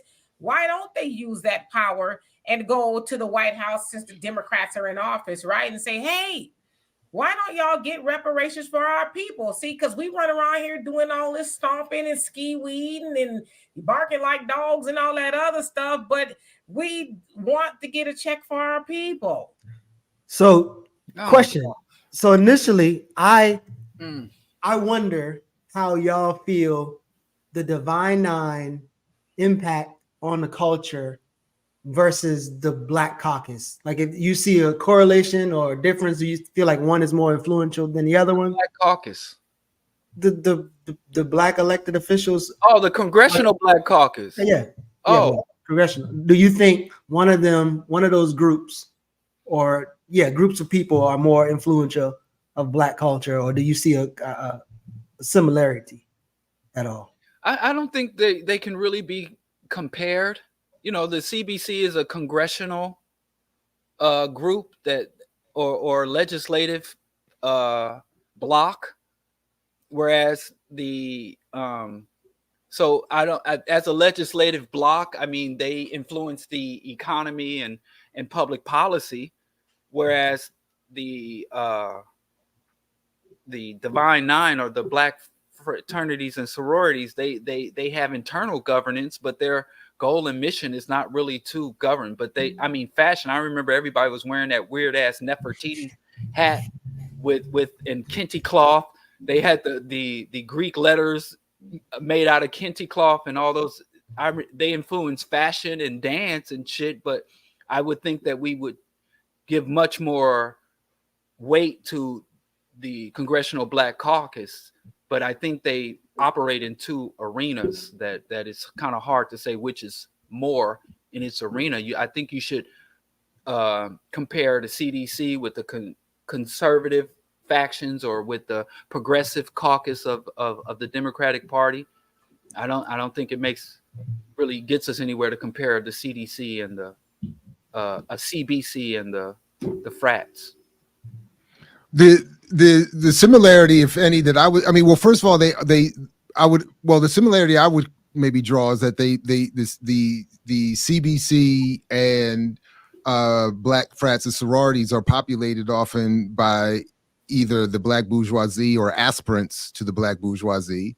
None of them, from what I can tell as an outsider looking in, are introduced, certainly institutionally, to anything that's going to awaken some radical political consciousness or even much of a political consciousness at all.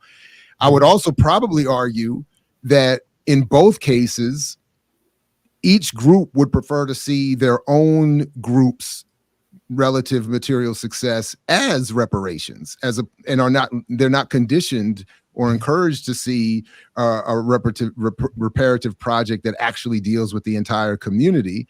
And then lastly, specifically to the frats and sororities that I've encountered in terms of their college experience, they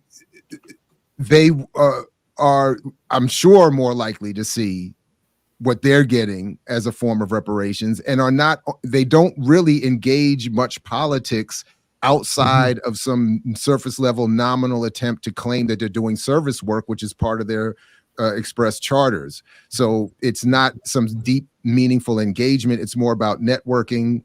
It's more about, which is, again, I would say something similar to the CBC, and nothing, again, that is going to or meant or designed to awaken some sort of radical consciousness at all, but even a political one, basically. I don't, so. Right. So I'm gonna play this, and then I don't think there's. Just say I don't think because I'm sorry. No, I was about to say I'm gonna play this. You can say what you was gonna say. I'm gonna play this after you finish, and then I want to go to. I looked up each of their objectives, and of the 9, I think 3 of them mention community work and whatever, but the majority of them were like our members, as Jarrett was saying. And one chapter of Delta, they actually was in solidarity with Palestine, which I was kind of shocked. But go ahead, and then I'll respond. Well, I don't think there's any universal ideological stance of fraternity members or sorority members. I've met frats and frat boys who are black frats. I don't know what the term, but I call them bleaks. I've met bleaks that were, frat boys. What's that? Frat boys? That's what they call them for real? I don't know what the term for them is. I'm not a successful enough black person to really spend any sustained time in those circles. I'm not a striver, but I've taken to calling them bleaks just for my own. But the bleaks, I've met some that have some relatively radical or revolutionary ideology in politics. Like Lumumba from Lumumba Speaks. I think he pledged. Javon Bruckner, even though he later denounced it, he pledged. I've met conservative, right-wing, pro-Trump, with the black decency movement. I've met right-wing reactionaries. I've met liberal, mainline Democratic. I don't think pledging. I don't think that in terms of their impacts outside of the frats, in terms of what they don't really get their marching orders from their fraternity. It's more. Damn, Diallo, the more you talk, you sound like you support liberation theology, though. You keep saying that. I mean, but it sounds like you've been making these arguments, and they be like intersecting. Really interesting. Like the club sound like you, man. I ain't said nothing related. That's what it sounds like. To ever suggest that liberation theology, and in fact, theology. No, I ain't gonna go. We ain't gonna go. The existence of liberation theology, to the extent that it exists, is a condemnation of. Everybody don't go through the same marching orders as you just said. like health food is a condemnation of the U.S. food industry because all food should be healthy. So the fact that you have to have a special category of health food tells you something about the food industry itself is disease ridden. So Historically, liberation Black theology fraternities and sororities is, are mobilizing to help propel the that, vice president to victory. theology itself is oppression and When we enslavement. organize, mountains move. I think it's like, oh, Kamala's talking. Be quiet. When we mobilize, Okay, nations change. And when we vote, we make history. That's Vice President KamalaHarris speaking to members of Zeta Phi Beta sorority. She herself is a member of Alpha Kappa Alpha sorority.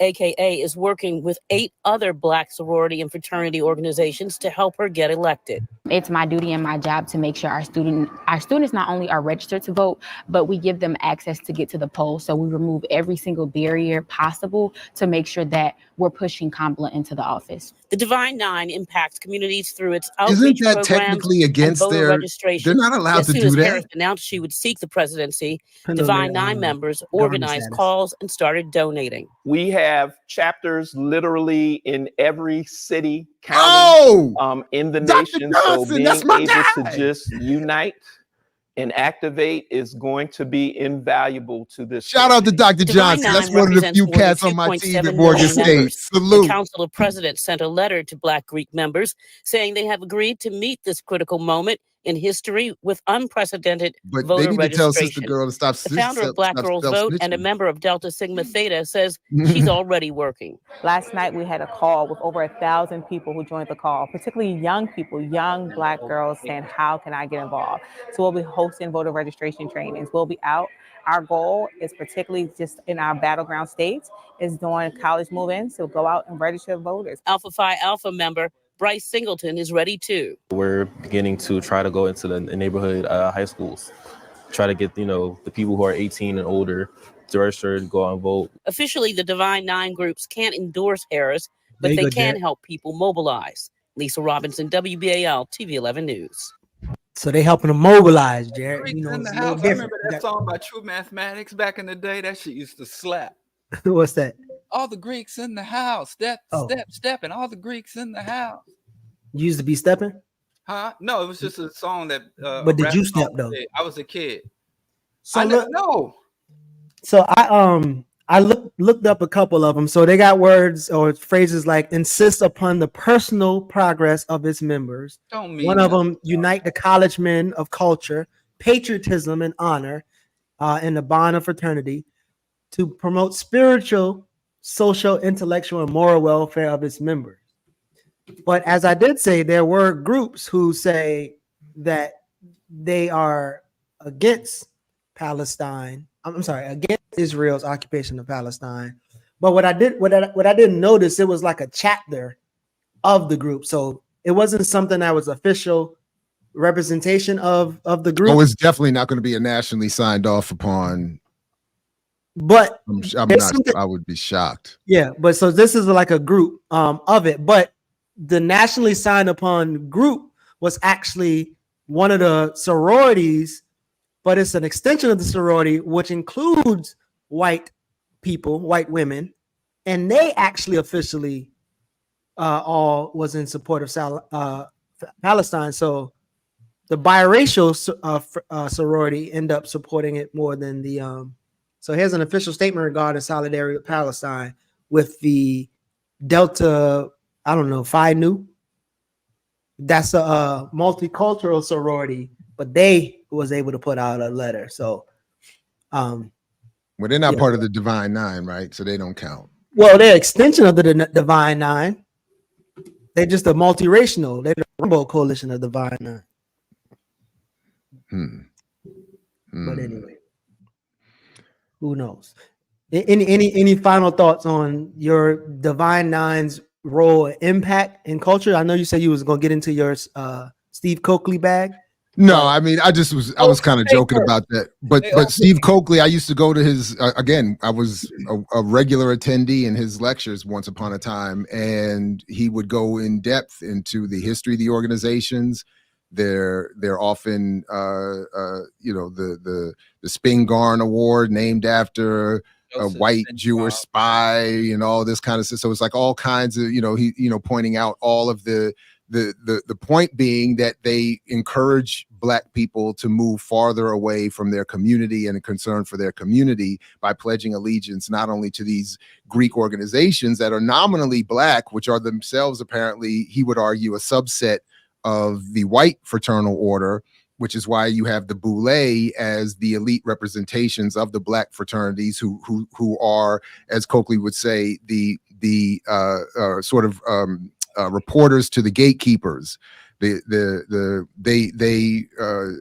take the Black bourgeoisie's or they take their marching orders to the Black bourgeoisie from their white masters and bosses up the chain of command, so to speak. And it was just fascinating. I remember at the time, just fascinating to learn that these sort of or be introduced to some the histories and what these organizations, according to Coakley, were organized to actually do, be part of this, a subset, a sort of overt subset of a secret society community that has as its goal white supremacist rule. And Rad, I'm sure I could have said it better. Said what better? What you could have said it better? Type what would be better in the chat and I'll read it. Ran the comment out. No, so I just can't help it. I see my name and people talking trash, especially anonymous people. Your motherfucking mouth. Oh shit! I didn't say all that. I'm saying, yeah, write it down and I'll, So I'm talking about lectures from Steve Coakley, by the way. There's not a lady try to critique Steve Coakley. She said she was critiquing Steve Coakley's argument. Although she agreed with most of the things that he said, she said that when he talked about the symbol, she was like, well, I don't believe that part because Black members of these fraternities and sororities, they forget the symbols soon afterwards, and they don't even stay in a fraternity. Symbols that are branded onto their shoulders. Yeah, but that's what she said. She said they forget it. Brand me, I ain't forgetting shit. She said they forget it. They forget the symbols, and they move on. Eventually, they leave. That's not how messaging works either. By the way, but that's what Divine Nine are nothing more than really tragic mimicry of white fraternities and sororities. But Steve argues that the origins, the Greeks copied from the ancient Kemet. And I love how people try to talk about African origins of shit, and while they're fully engaged in the white version of it. I mean, I always say the origin of feces is food, and that don't justify consuming feces. But Diallo, but beyond that, the rationale to having a Greek fraternity and sorority in institutions of higher learning is to pay homage to the Hellenistic and Hellenic civilization, which they say is the foundation. They don't Hellenic Council. Shout out to Ancient Futures, Wayne Chandler. The Greeks were the origins of democracy, intellectual value and pursuit and advancement of intellectual analysis, the foundations of scholarship, literacy, and the very foundations of not just civilization, but the values that allow civilization to be sustained and advanced. For African people to give weight to this lie, this myth of Greek origins of human civilization, not just European, but Greek origins of human civilization, is an affront to our ancestors and struggles, number one. And shout out to Jamal. He was an engineering student when I was starting out as a poli-sci student. And we decided we were going to found a Kemetic fraternity. What's Jamal you was just talking about? No, this is Jamal. He's a civil engineer in Jersey now. But the one that tried to slap Roland? We were in classes together, and somebody was like, yo, there's another radical Black guy. It was 2 Black radicals on that whole goddamn campus. And so they got us together. And we said, let's start a Kemetic fraternity. And we had gotten some Adinkra and, just spanning the continent, some Adinkra symbols and Kemetic hieroglyphs, and created these 2, a sorority and a fraternity. And we went to the student life administration and said, we want to start a commit, and the white, it was a PWI, and they were like, do whatever. You know, here's the paperwork. These are the fees, and you need certain professors to sponsor and blah, blah. And they told us what we needed to do. So we set about the campus, and it was the black students that said, we already got fraternities and sororities. We don't need this stuff. And I'm like, but you know, that's Greek. We trying to do something African-centered. And they was like, no, we are African-centered. And they used that, look at this kente cloth Omega Center. And look at this Nefertiti head. And the Alphas get into the Egyptian iconography too. They listen, do that as well. This message is brought to you by the Coach's top thought leader. Diallo don't know what the hell he talking about, y'all. No, I didn't. Whenever we say Greek societies, let me finish. Whenever we say Greek societies, we are talking about that which was stolen from ancient African Kemetic. So when we say Greek societies, right, it's really us, right? Back what they stole from us. So don't let Diallo tell you no wild shit. Come here, you're literally consuming something that somebody stole from you. They consumed it, they digested it, and they excreted it, and you're playing around in the excretions. That's like eating mushrooms. Mushrooms is cow dung. The tree that bore the original fruit is still in bloom. Go pick some fresh fruit off the tree instead of eating the person who stole the fruit centuries ago, eating their excrement. Do y'all want to listen to Diallo, or do y'all want to listen to Coach's top thought leader? I don't want to hear this Black origins rhetoric when we have the original available to us. So don't tell me about the African origins of Greco-Roman. Don't tell me about African origins of Christianity, Islam, Judaism. None of that. I don't want to hear about African origins when you have access to the original and reject it. Side note, Diallo, why y'all ain't tell me Steve Coakley used to work for Harold Washington? Oh, I knew that. He used to talk about it all the time. He used to had a whole lecture on how they assassinated Harold. Yeah. He used to talk about it all the time. Anybody would be motivated to take Harold down. This city remember Harold Washington. I can't find any reason why in this city why Harold gets the level of love that he gets. Damn, we got all our Black conscious leaders working in these administrations. Listen, fellas, I do got to run. I unfortunately have to just commit the ultimate contradiction and help deliver my child to her college dorm room. This is breaking my heart. But I don't want to sit up here and be boo-hooing on YouTube. So cry, man. You mean to tell me you didn't listen to Usher? Not Usher. Tyrese. You didn't see Tyrese on the Breakfast Club? I know Tyrese is. I know. I'm not evolved yet to that level. Where I'm just happy to be boo-hooing all up on the TV. Diallo, you be Charlamagne and get up and hug Jared and tell him you love him. Get up and hug Jared, tell him you love him, like Charlamagne did Tyrese, and let him cry. Is that what he did? Did he cry? Did he get up and hug him? I love you, Tyrese. I love you, man. And Tyrese stopped crying. He said, but he said some real stuff. I mean, you know, Yipper. Listen, he said, y'all don't check on men during when women lose their babies. They said they don't ever think that men are hurt too. I mean, he said one. He lost a child. I think so. I thought Tyrese was complaining about a lack of access to his child. A child and nobody giving sympathy. Where did that happen? Besides, I don't know what's going on. All I know is he said that part, and people are like, "Oh man, that's some." But he was crying. The moral of the story is let the man cry on TV. Lost a child and nobody was sympathetic because he was the father. I mean, maybe he had a real experience, man.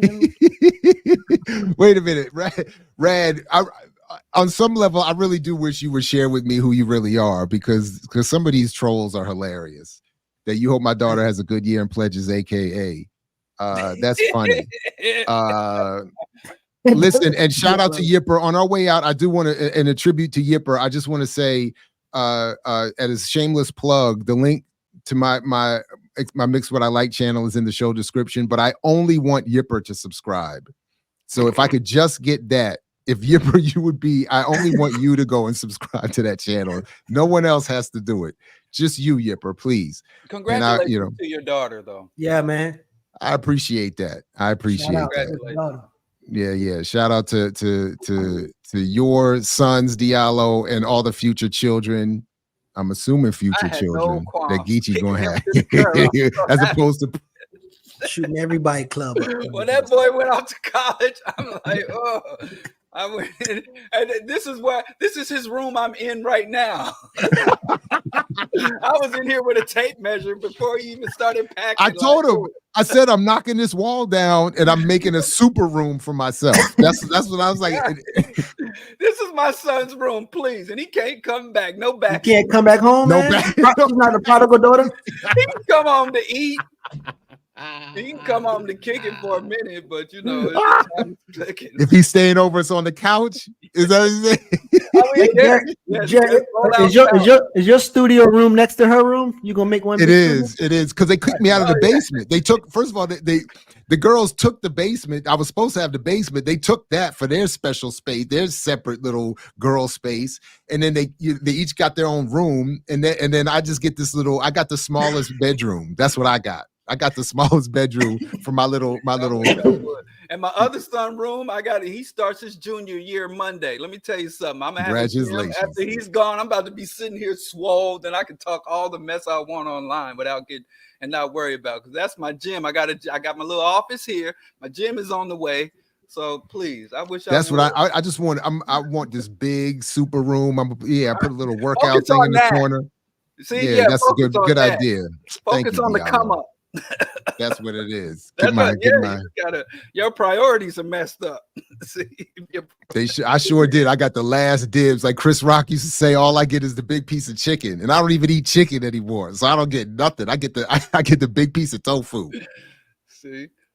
Oh man! All right, fellas. So please, everybody, like, share, subscribe, Patreon. All the links to all of our channels in the show description for more. Please, and to come back. Honestly, make sure the bell is rung on Black Liberation Media, because I don't know what's coming up later and what will be coming up, other than I know Saturdays tomorrow, Warrior Class, Sundays with the Ear Doctor. I'll be back Monday with a very special edition of I Mix What I Like right here on Black Liberation Media. So, you know, fellas, salute to you. Thanks to Omali Yeshitela. Please do support. What is that? That's Diallo when he kicked his son out and turned into a gym. He said he's gonna be a bodybuilder. That was spooky. I was like, what was that? Everybody thinks the victim here. Hiram Rivera is gonna be with us tomorrow. So yeah, come on back for all of that. Geechee's joining Saturdays with Renee. So yeah, it's gonna be a lot going on. So other than that, peace only if you're willing to fight for it, like Fred Hampton used to say, and we'll catch you next time right here for more.